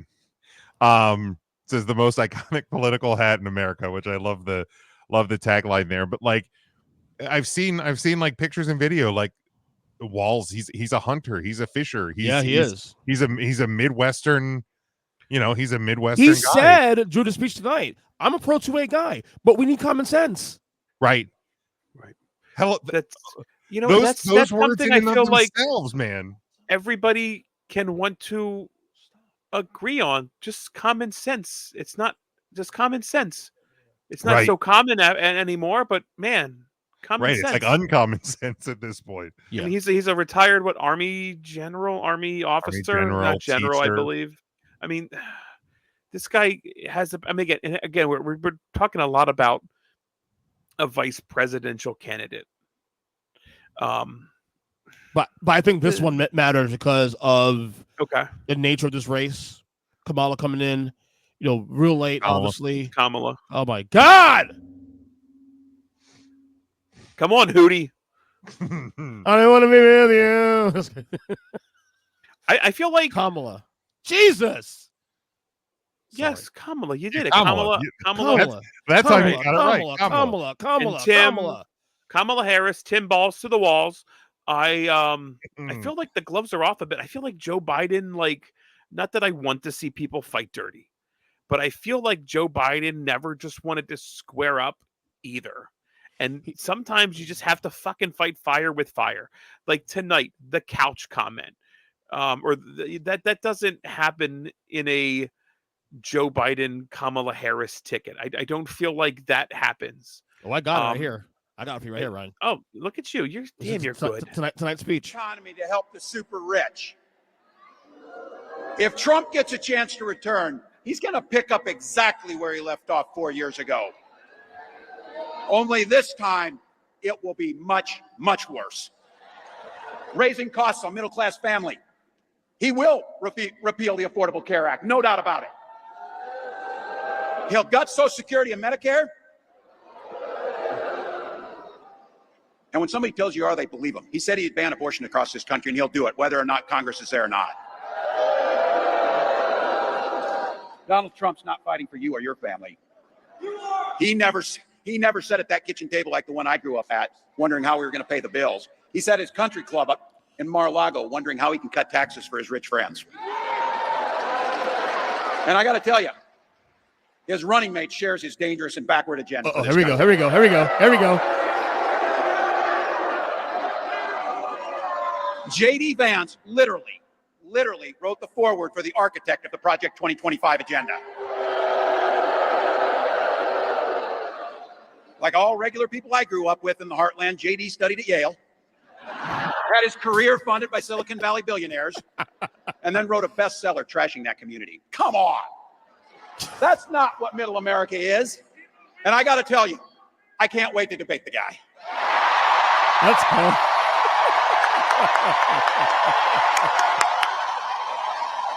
It's coming. I think here.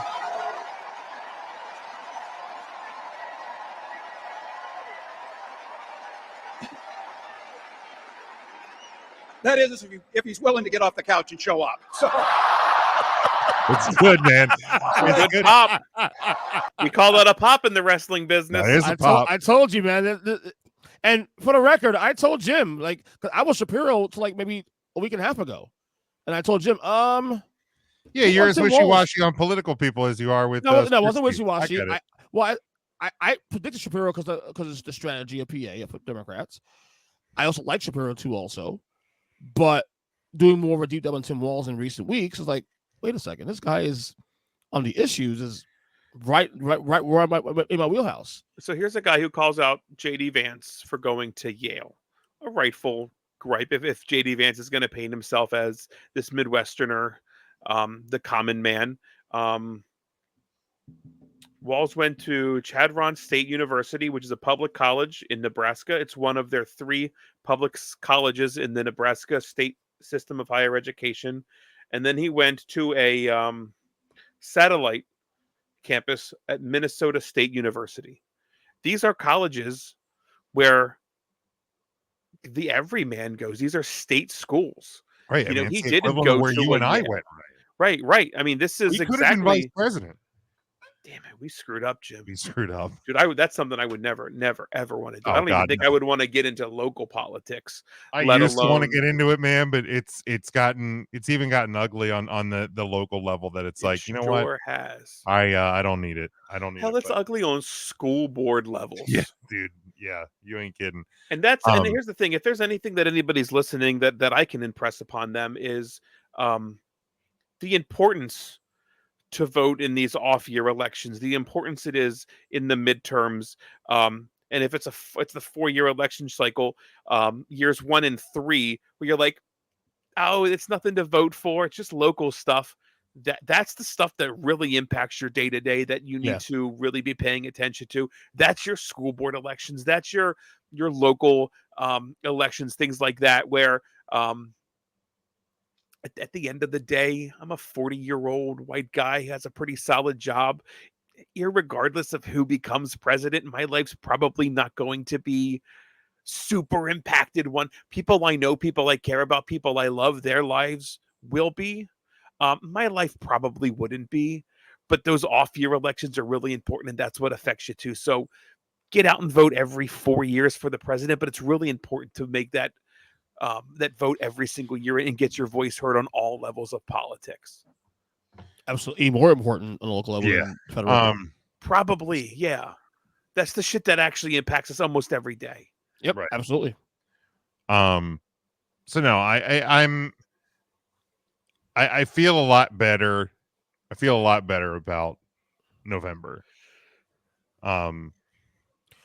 We are still tonight, Jim. I don't want to steal a question from EJ. Go ahead. Did Joe Biden and the Democrats make the correct choice? Sitting where we're at today, knowing the response that Kamala has had, and the Walz pick, do you think there's a better shot right now, whatever today's date is, August 6th of August 6th. We're the 6th, where I've lost 2 days. Dropping on the 7th that way, this podcast. August 7th. Or were we better off as a Democrat keeping Joe Biden, Kamala Harris as the nominee the end of July? Without question.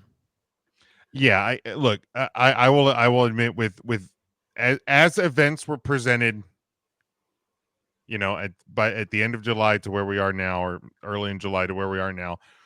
I mean, it's since the debate, okay, because that's the moment where everything shifted. Yeah.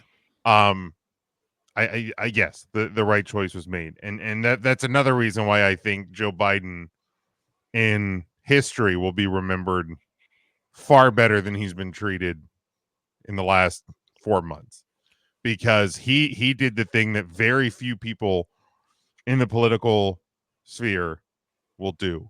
He actually did the right thing for the country over self.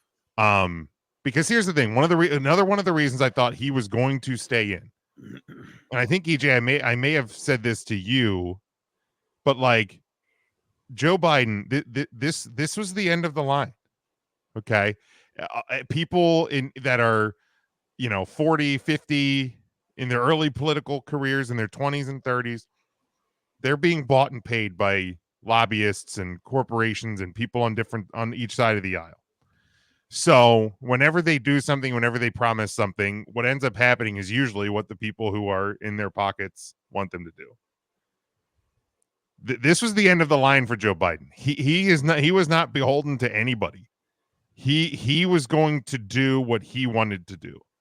So, and ultimately he did what was best for the country. Now, I will say this, if he stayed in, I think that I still believe there is a big possibility that, and it would have been much tighter than at least the race is kind of sitting right now. But I do still think that there's a strong possibility that he wins. Because you also, I understand that in the 3 weeks after the debate, things went bad. There's also still, 4 months to remind people what your administration is, and there's 4 months for Trump to Trump. So but ultimately, yes, I think the Democratic Party and the odds are better off as were presented. But Unfortunately, go ahead, EJ. No, I had a 10% chance of Biden winning the election after the debate. I mean, I know we argue about polls all the time, Jim, but the reality is that Trump, prior to the Kamala being inserted as the head of the ticket, Kamala. Oh yeah, I'm fucking gonna Kamala. Say Madam Vice President. It's like saying Beetlejuice or like fucking 5 times. You know what I'm saying? Beetlejuice. No, say his name and he appears. No, Kamala. Prior to him being I was actually praising Trump. Praising the wrong word to use. We know. By his standards, he's been running outside of all the litigation stuff with him outside of the campaign itself. He's been running a very, should I say, stable campaign, fairly above water, not really going over the top, kind of moderate in some of the things he's saying. Obviously, a lot of people think it's bullshit, which is I think so too. Like the abortion issue, he's saying I'm not for the federal ban abortion. He's been fairly, in comparison to 2016, 2020, this campaign has been less drama. And then the moment Kamala gets into the I got it. See, there you go. See, the minute Kamala gets into the race, all of a sudden, he's like he's short circuits all of a sudden now. Right, because the only thing he had against the Democratic Party was Biden's too old. Sleepy Joe Biden. Right. But that's all he had. But it was working. Now that's gone. She's 18 years younger than him. Now here's the only risk. And my brother called me after about a couple hours before we did the show, and he's a Biden supporter. He's a Democrat supporter, but he said he was a little concerned because he thinks that this pick of Walz might be a risk because he's a little too far to the left on policy in comparison to the other options. And I'm saying, well, yeah, I'm sure, but every option here had a risk, some degree. Josh Shapiro, in my opinion, had more risks, though, unfortunately, because of the stuff he said about pro-Palestine protesters, which can create voter apathy, in the Rust Belt, especially too in Michigan, Wisconsin, and Pennsylvania.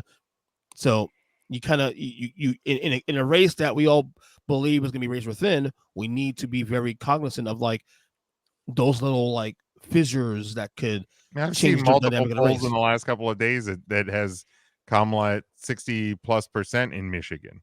Yeah, that's with a lot of people believing that Shapiro was going to be the vice president pick. This is true. In fact, the polling I remember seeing, I don't quote me on this though, but prior to Biden leaving the race, had Trump up by, I believe, 4 in Michigan.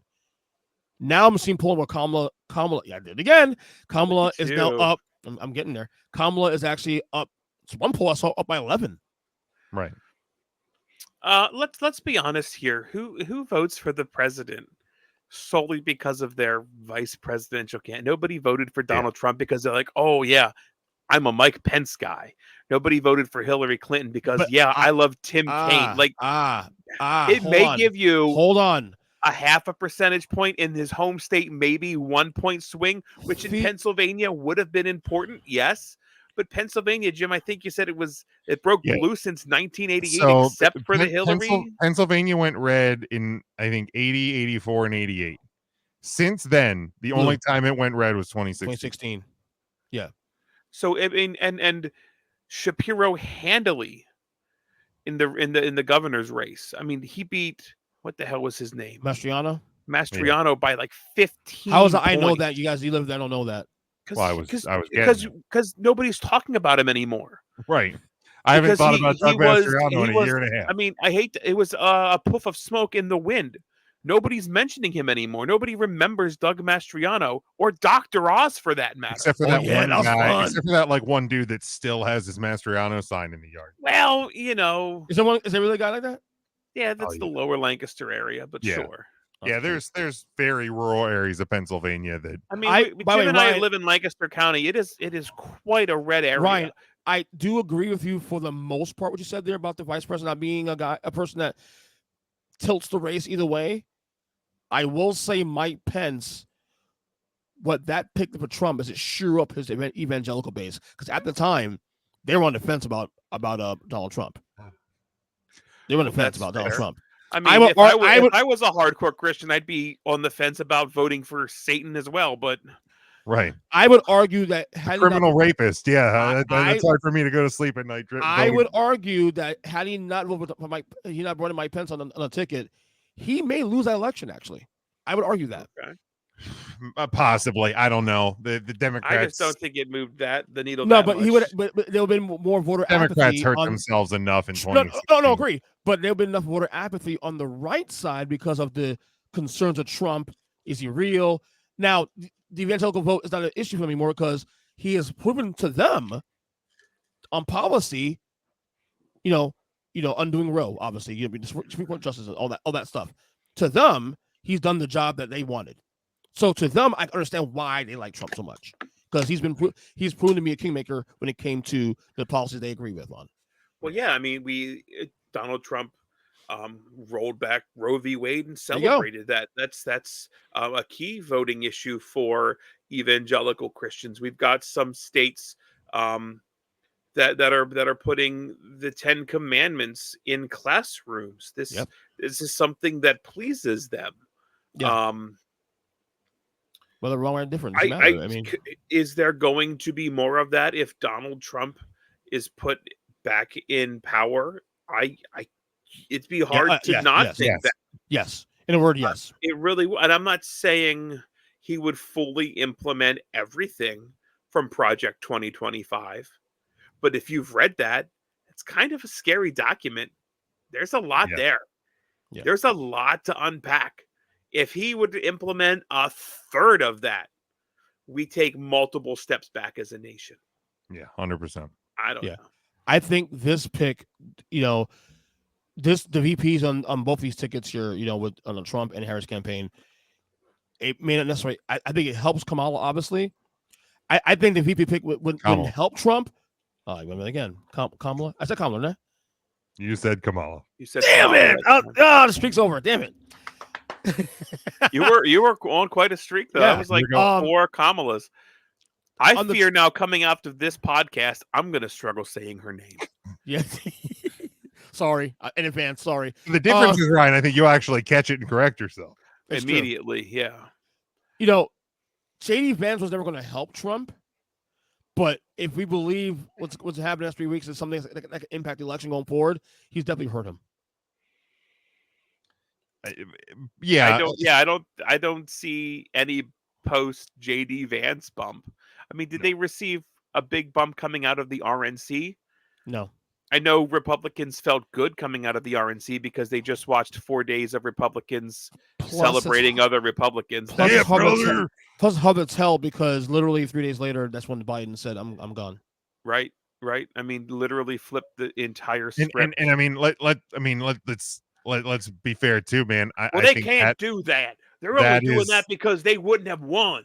That's also just an incredible strategic thing on Biden's part as well, that it protects his vice president because everything for that week in Milwaukee and yep. power to Milwaukee for not showing their hatred for the RNC as well. Mm-hmm. But apparently there were bars downtown that were hosting special drag shows. Yep.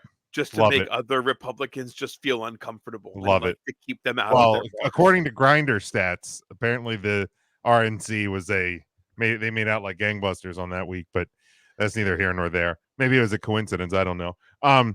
But the strategy of they will spend a week attacking Joe Biden, and then he's like, you know what? I'm good. I'm out. Mic drop. Here we go. Nothing is more sad than seeing your hillbilly Democratic or a Republican neighbor having to scrape the "Let's Go Brandon" bumper sticker off the back of his 1984 Camaro. Oh, so good. Can't even enjoy this anymore. Let's go, Brad. Yeah, and that's the thing, man. Like I honestly, I really thought it was going to be Shapiro. I thought that, because Pennsylvania obviously very critical. Which honestly, though, I know EJ, you and I have been talking about a little bit the last couple of days is like we're actually seeing scenarios, and it's kind of hard to imagine where there's all of a sudden states that we thought for sure would be red that in the last couple of weeks start to go, hold on a second, maybe they're not going to be, and there's potential for, you know, I don't like to use the L word, so I don't want to say it out loud, but like there's potential for a much bigger victory than we are anticipating, or kind of hypothesizing. So like, and what L word were you thinking? Landslide. Oh, that won't happen.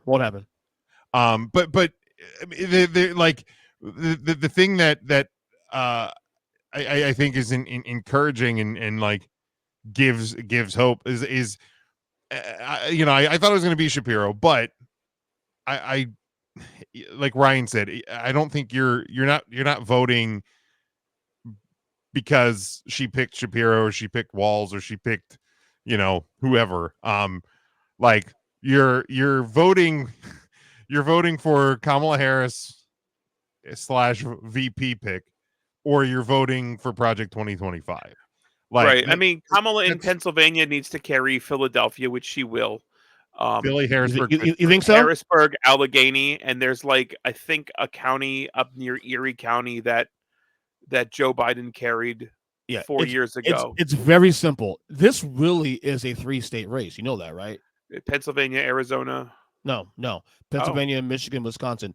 Okay. If the Democrats hold all the states, other states they always hold, and those 3 go blue, election's over. They win. That's 271 right there. Yeah. Okay. I mean, Arizona's still in play, correct? Arizona. It is back in play now. Yes. Okay. In fact, I will go ahead and show that to you right now. I mean, wasn't there something that there's? I mean, I know it's a long shot, but isn't there a possibility that Florida? No, there's some rumors that you could make some traction. You put money here, obviously, to see what happens. Yeah, we're you know, we're 3 months out. It's a long shot. I think it's a long shot, though. Sure. Here's the averages here, and I've seen other polling recently that suggests that PA is now dead even. I see polling also that Georgia's dead even too. But here's right now. Now these numbers are interesting because it's Trump plus 1.5 in Arizona, 2.8 in Arizona, plus 4 in Nevada, plus 0.2 in Wisconsin. Now remember, before Biden left the race, Trump was up like I think 4 or 5 points in Arizona. And 6 or 7 in Nevada. He was up, I think, 2 points in Wisconsin. Well, now anything under 3 is margin of error, right? Which is pretty much every state here but Nevada. Right. Which really, honestly, if just over too. Like it's not like Nevada is sitting there at like +7 for Trump. Right. And then you see like Georgia now too. Also is Trump only less than a point now. And I don't know if you saw Trump on Saturday go unhinged again, with Brian Kemp, the governor. The governor, Republican governor, who's popular, who's more popular than he is. Yeah, it's what are you doing? Here's the thing, and I listened to your show earlier. Yeah. So I'll give you credit, but I've had this thought as well that I don't know if he's intentionally trying to sabotage his campaign. Sure as fuck feels like it, doesn't it? But there is part of me, and I was talking to another friend of mine over the weekend that I like. There's part of me that thinks that at some point, if the lead continues to go towards Kamala, you come out of the DNC, if she gets a bump there, that there's a possibility that Trump actually takes himself out of the race. There's no way in hell. No. A narcissist would never. No. Never. No, I highly doubt that. For what reason? Why would you do that for? It'll be. I mean, his base. They're not going to accept it anyway, Jim.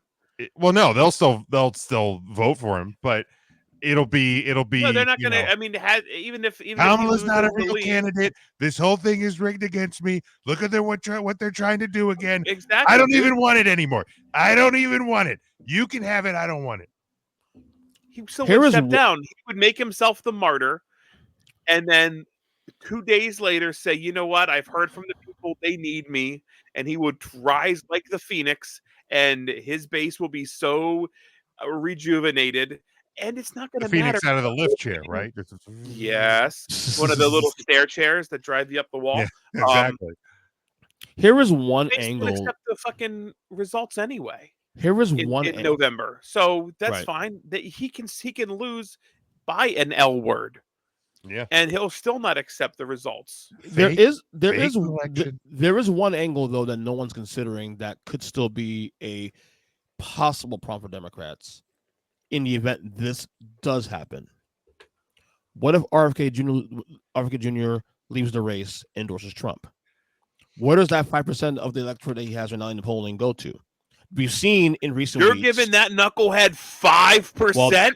Well, the polling right now suggests he's 5%. Now, remember, prior to Biden leaving the race, he was polling double digits, Ryan.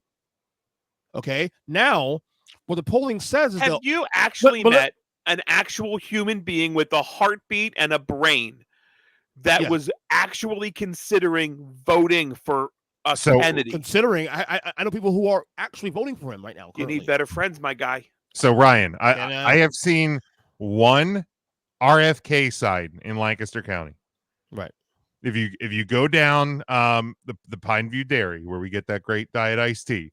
Say no more. If you head down, you go down Roarstown Road at 999 all the way there to New Danville Pike, and you hang a right. Turn off the paved road. Right there by the Turkey Hill in New Danville Pike, there was an RFK Jr. sign when I drove by there. If anything, RFK is the great unifier that could actually unify Republicans and Democrats together to say, look at that knucklehead. But like in contrast, when you go back to 2016, I understand, Hillary Clinton, just the worst campaign that they could ever possibly have run. Without question. Honest to God, like it still blows me away. Like she did an interview after Trump was elected with Howard Stern. If she would have done that interview during the campaign, she came off as such a normal, sane person. Like the campaign was it was so bad. Anyway, but like you go back to then, like man, the Gary Patterson. I saw a ton of Gary Patterson signs and stickers and this, that, and the other thing. And I understand Gary Johnson. Gary Johnson. Gary Patterson was a football coach. Gary Johnson, and I understand it was Gary Johnson was splitting the liberal base where RFK generally is splitting the conservative base. But man, and here's the thing. I know I have said it. It might have even been when the one time the three of us podcasted before. Yeah. But it's not even a matter of if RFK will drop out and endorse Trump. It's a matter of when. So here's the reason why I was saying that since March. Right. So here's my fear. The reason I brought that up. So RFK Jr. was actually polling in the 10% double digits actually prior to Biden leaving the race. Okay. What the polling showed now is that all those disaffected Democrats that were pissed at Biden being in the race still came home. And Kamala has gotten some of those votes. Now, in that, damn it, I did it again. In that 5%, if RFK were to leave the race early enough, how many of those 5%ers are still, are those mostly got people that would consider voting for Trump, especially if he endorses Trump? I don't know these people at all. There is nobody in my nucleus of family and friends and associates that are even there was one family member who changed their political sign up, whatever I'm trying to say, their registration to independent, and thought about voting for Robert Kennedy, and changed their registration back within a month and a half. Nah, man, there's just nothing there. He couldn't have fumbled any harder than he already does. Wow, I can't believe I even considered that. And that person right back where they started. I don't know anybody that's seriously considering that, so I can't answer that question. Here's the thing. I think the people, for the most part, that are RFK Jr. supporters are either, like you said, EJ, they're people who are lapsed Democrats. They're like, I can't vote for Joe Biden at this point.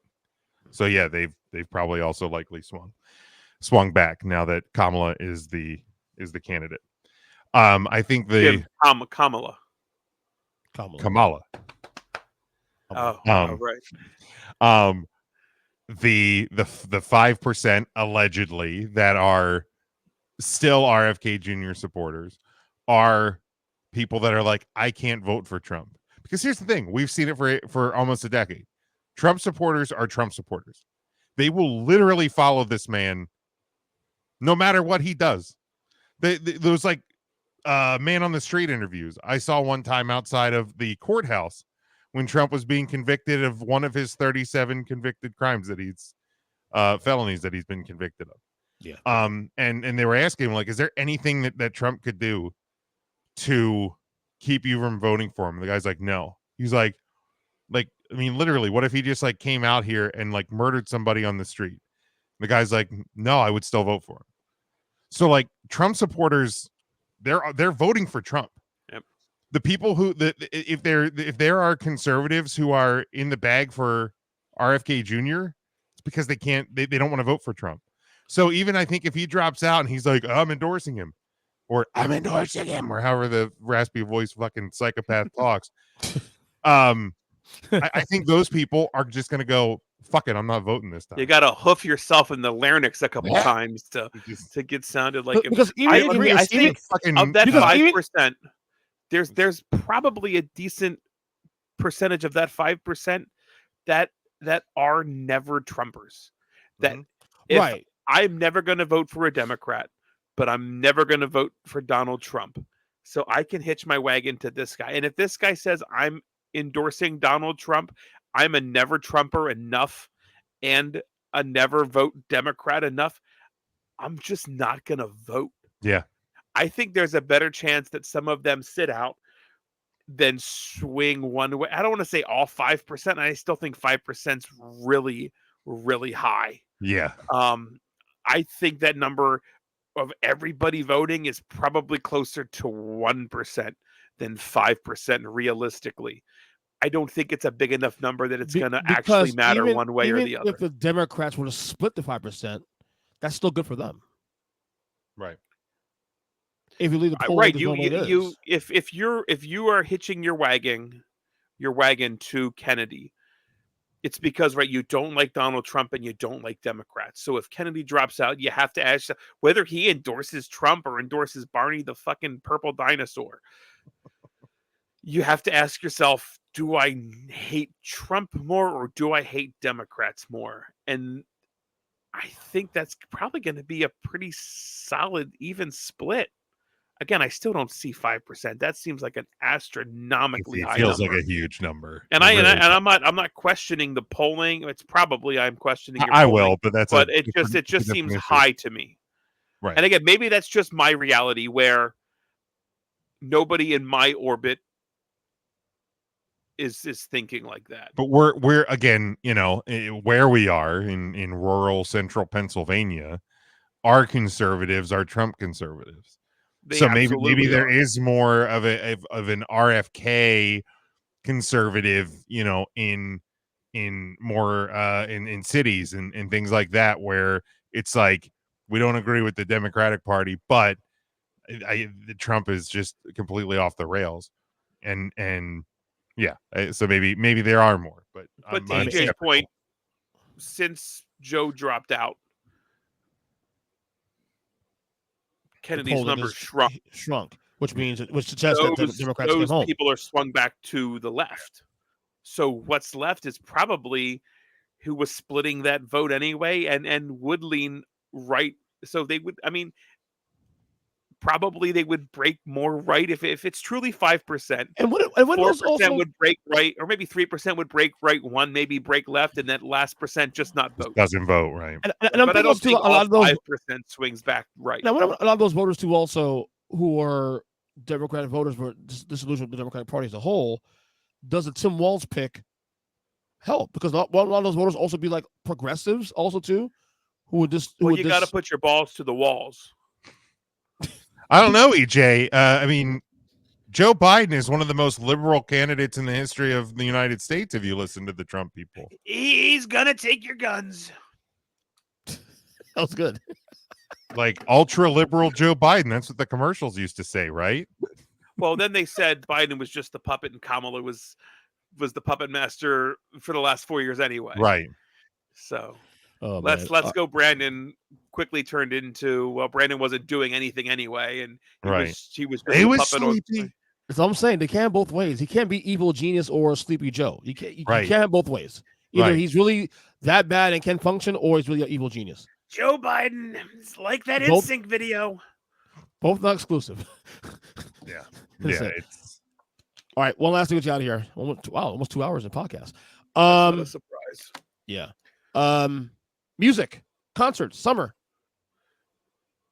How many shows have you seen, Ryan, this summer? Every time I turn around, I see you and Mark at a concert. Yes, this was my sorry, my Trump. Hold on, I gotta get another swig of water. My Trump voice did me in there. Yeah, rookie. yeah, that last one really got me going. You're a bitch. Yeah, bitch. I have seen my 14th concert already this year. This year? How about the summer? The summer, I don't have the dates down. Let me take a look here. Right. This weekend I have 2 more. The following weekend I have 2 more. And then in October I have 1, 2, 3, 4 more in October. And I'm still looking to add some. So I should end with over 20 concerts this year. I just wanted it to be like the summer of doing things. You have a pass for this place? A pass for this? No, my guy, no. No, you just need to know when to buy them. Okay. You know, you got to buy them when they go on sale for the runs you really want, and then you wait for concert week. Best show 2024 so far. So far, that's tough. I'll give you top 3 after this. There's been a bunch you've gone to. Top 3. All right.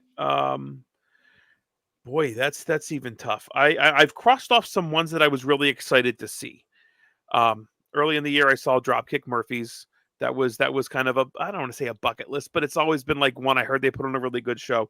They absolutely did.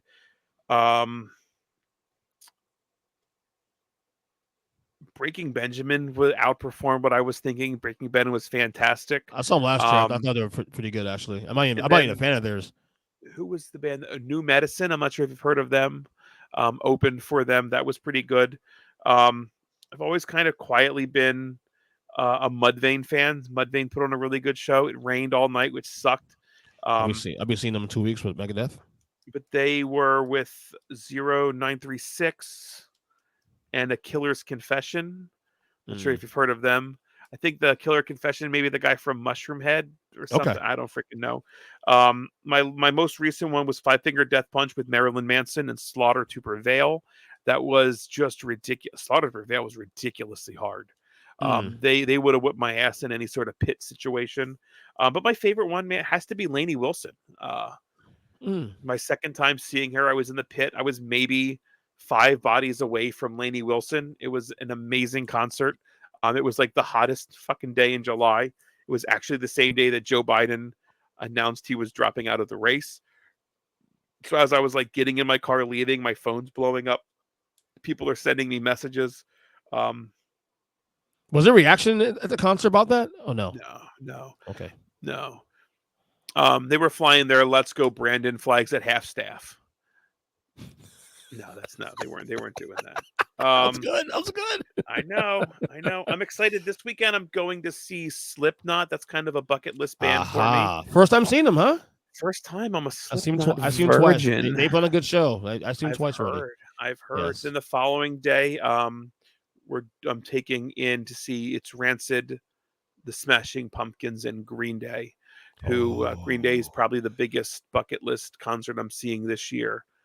Very good. Just been a fan my whole life. Never have gotten a chance to see them. They were in Hershey a few years ago with Fall Out Boy and Weezer. Somehow I just missed getting tickets to that. What is your bucket list, your biggest bucket list right now you haven't accomplished yet? Artist, Green Day would be it. After Green Day. Once Green Day's passed. Green Day, Garth Brooks. Okay. That's mine. And I still feel like there's a chance that he's going to do some sort of tour. AC/DC's up there. Metallica, I've never gotten to see. Really? Yeah, never saw Metallica. Wow. The old Metalicas. Not Creed's like- going to be a cool one. We're catching Creed. Like I think the whole podcast is going to that one later this summer. It's kind of a band that I just never thought would reunite to do that. But this whole like nostalgia reuniting thing that we've kind of seen over the past few years kind of has me excited for future concerts. So I'd love to see an NSYNC reuniting and world tour. Fucking hell, that'd be exciting to watch. No Doubt is a band I grew up really enjoying and listening to. They did some Lollapalooza Fest, so maybe that's kind of how the Creed thing started. Creed came back with this little fucking Creed cruise, and they were like, "Yo, there's a ton of interest. Let's do a concert." So, I don't know. Anybody else? Any other concerts lined up? Do you guys have? I'm going to see Mudvayne and Megadeth Mudvayne, should I say. Megadeth's headline the show in later this month. I'm supposed to see Megadeth, right? Yeah, Megadeth. Yeah. Have you seen either of them? Yeah, remember I saw Mudvayne last year for the first time. Oh, I remember because I was there. Yep. And I see Megadeth twice already. Oh, okay. Yeah. I was supposed to go see AFI in 30 Seconds to Mars. I'm supposed to go to that show as well too the night before that. And I'm gonna see. You Korn. said you're supposed to. It sounds like you're trying to not go to that show. No. I'm supposed to go to that show. I mean, I haven't had tickets yet though, but okay. Yeah. And AFI Korn. puts on a good show. I've seen them at the Roseland Ballroom in New York. Ooh. I was in nice. college and I went from one side of the pit to the other side of the pit in about 2 seconds. And Really? I've always been a big fella. I have never been like picked up.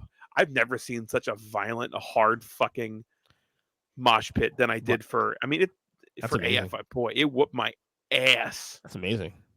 And I would not have today, survived. Ryan? Huh? Could you imagine that today? Today, absolutely not. No. I could not.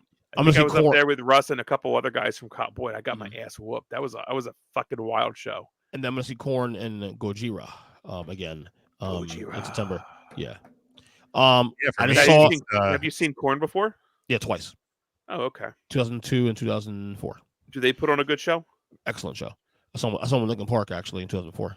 They're in shitty Camden, New Jersey. And I've been looking at resale prices, and the resale tickets aren't awful for it.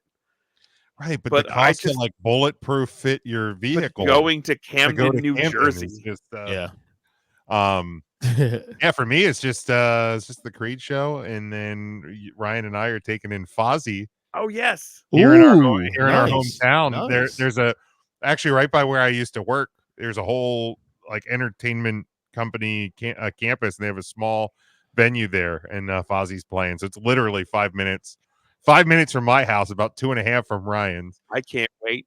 It's and honestly, it's maybe the size of a closet. Like it's a small. It's a small little You've venue, been there, right, Jim? Couple hundred. Yeah, I saw a U2 tribute band there,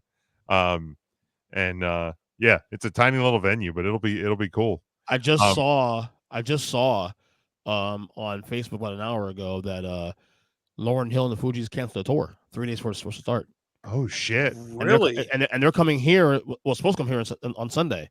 Damn, my one of my best friends, him and his wife saw them last summer. So it was fantastic. But I saw the Foo Fighters the other week. That was unreal. They were so fucking good, man. If you have the opportunity and you haven't before, see them, because they were really good. Yeah.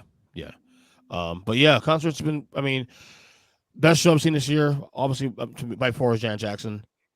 Phenomenal show. Even got to meet her. Ooh. However, I have not got my pictures back yet. And so the situation is that basically we weren't allowed to use our phones. They had a setup where you take a picture with her and her production team.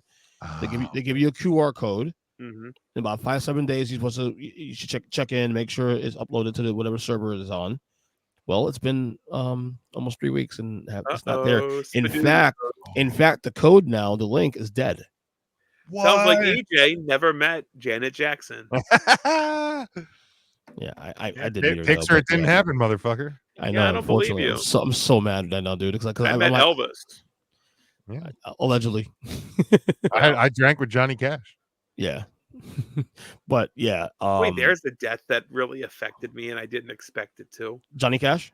I was at college when that broke, and man, yeah, I was with you. I think. Yes, we were. Yeah, it was so depressing for some reason. That death out of the blue just was like, because I think he that Hurt was video was yeah, like recently Hurt was like a released. year or so before that. It wasn't, And long like before watching that, I got emotional. Like it was wild. That one really impacted me.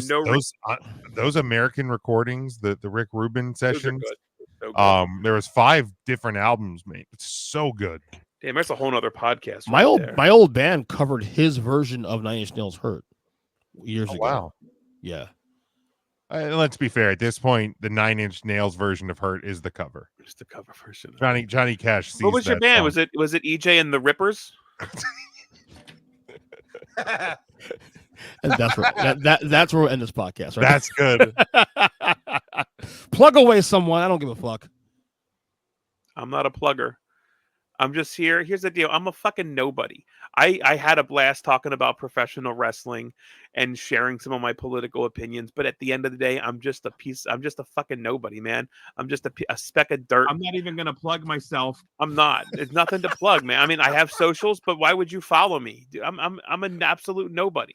Because you know why, Ryan? Because of optics. Optics are important. Gotta love those optics. Right? Yeah, dude. I don't know. I just whatever. We're just friends talking here. That's all it is. If you're taking something from this, great. If not, you've wasted 2 hours of your time, and hopefully your drive was a little bit better listening to us banter back and forth. It's RYN Eagle on Twitter. There you go.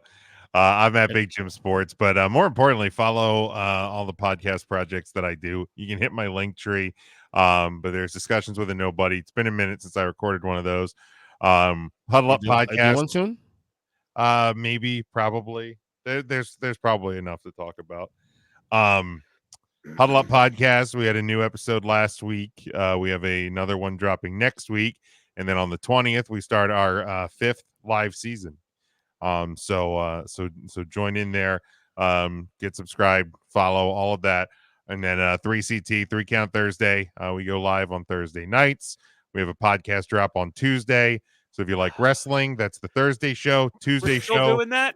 We're still doing that. 10 plus it's been years. Over 10 years. It has literally been over 10 years. Isn't it crazy? 10 plus years? Anything and everything. Hell, today we debated if condiments are a solid or a liquid. So come hear us just ramble about random shit on a Tuesday podcast. Of course. Fellas, great job as always. Oh, and Take 3 Wrestling as well, because I kicked DJ off his own show. That's right. Couldn't be happier, brother. Couldn't be happier. The late nights are killing me, bro. Seriously. Good job. Kills me. I know. Hey, I'm not a bitch like you.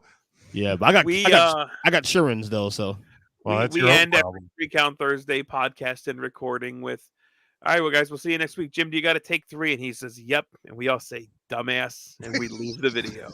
Yeah, like it's almost every single week. We're like, you're an idiot. Why do you do it to yourself? And he's like, well, and we just leave him. Yep, they just bail. Fucking just guy. Bail. Actually, we all leave and try and leave Mark in the studio by himself. Yeah, the object is you don't want to be left in the room with Mark because Mark will chat and you're trapped and you feel bad leaving him because he's like the puppy in the window that hasn't been adopted. By the way, that is still my goal to get him on the podcast next. You still haven't? He hasn't been on the show yet? Not yet. I gotta get him on soon. I'll get him on soon. You and him probably share political thoughts pretty well. Really? Politics real for him? I don't know. I'm just making shit up, EJ. There you go. I've been doing that for the last 2 hours and 7 minutes. There we go. Towards 8 minutes now. Right. Well, yeah. You know, who's counting? That's right.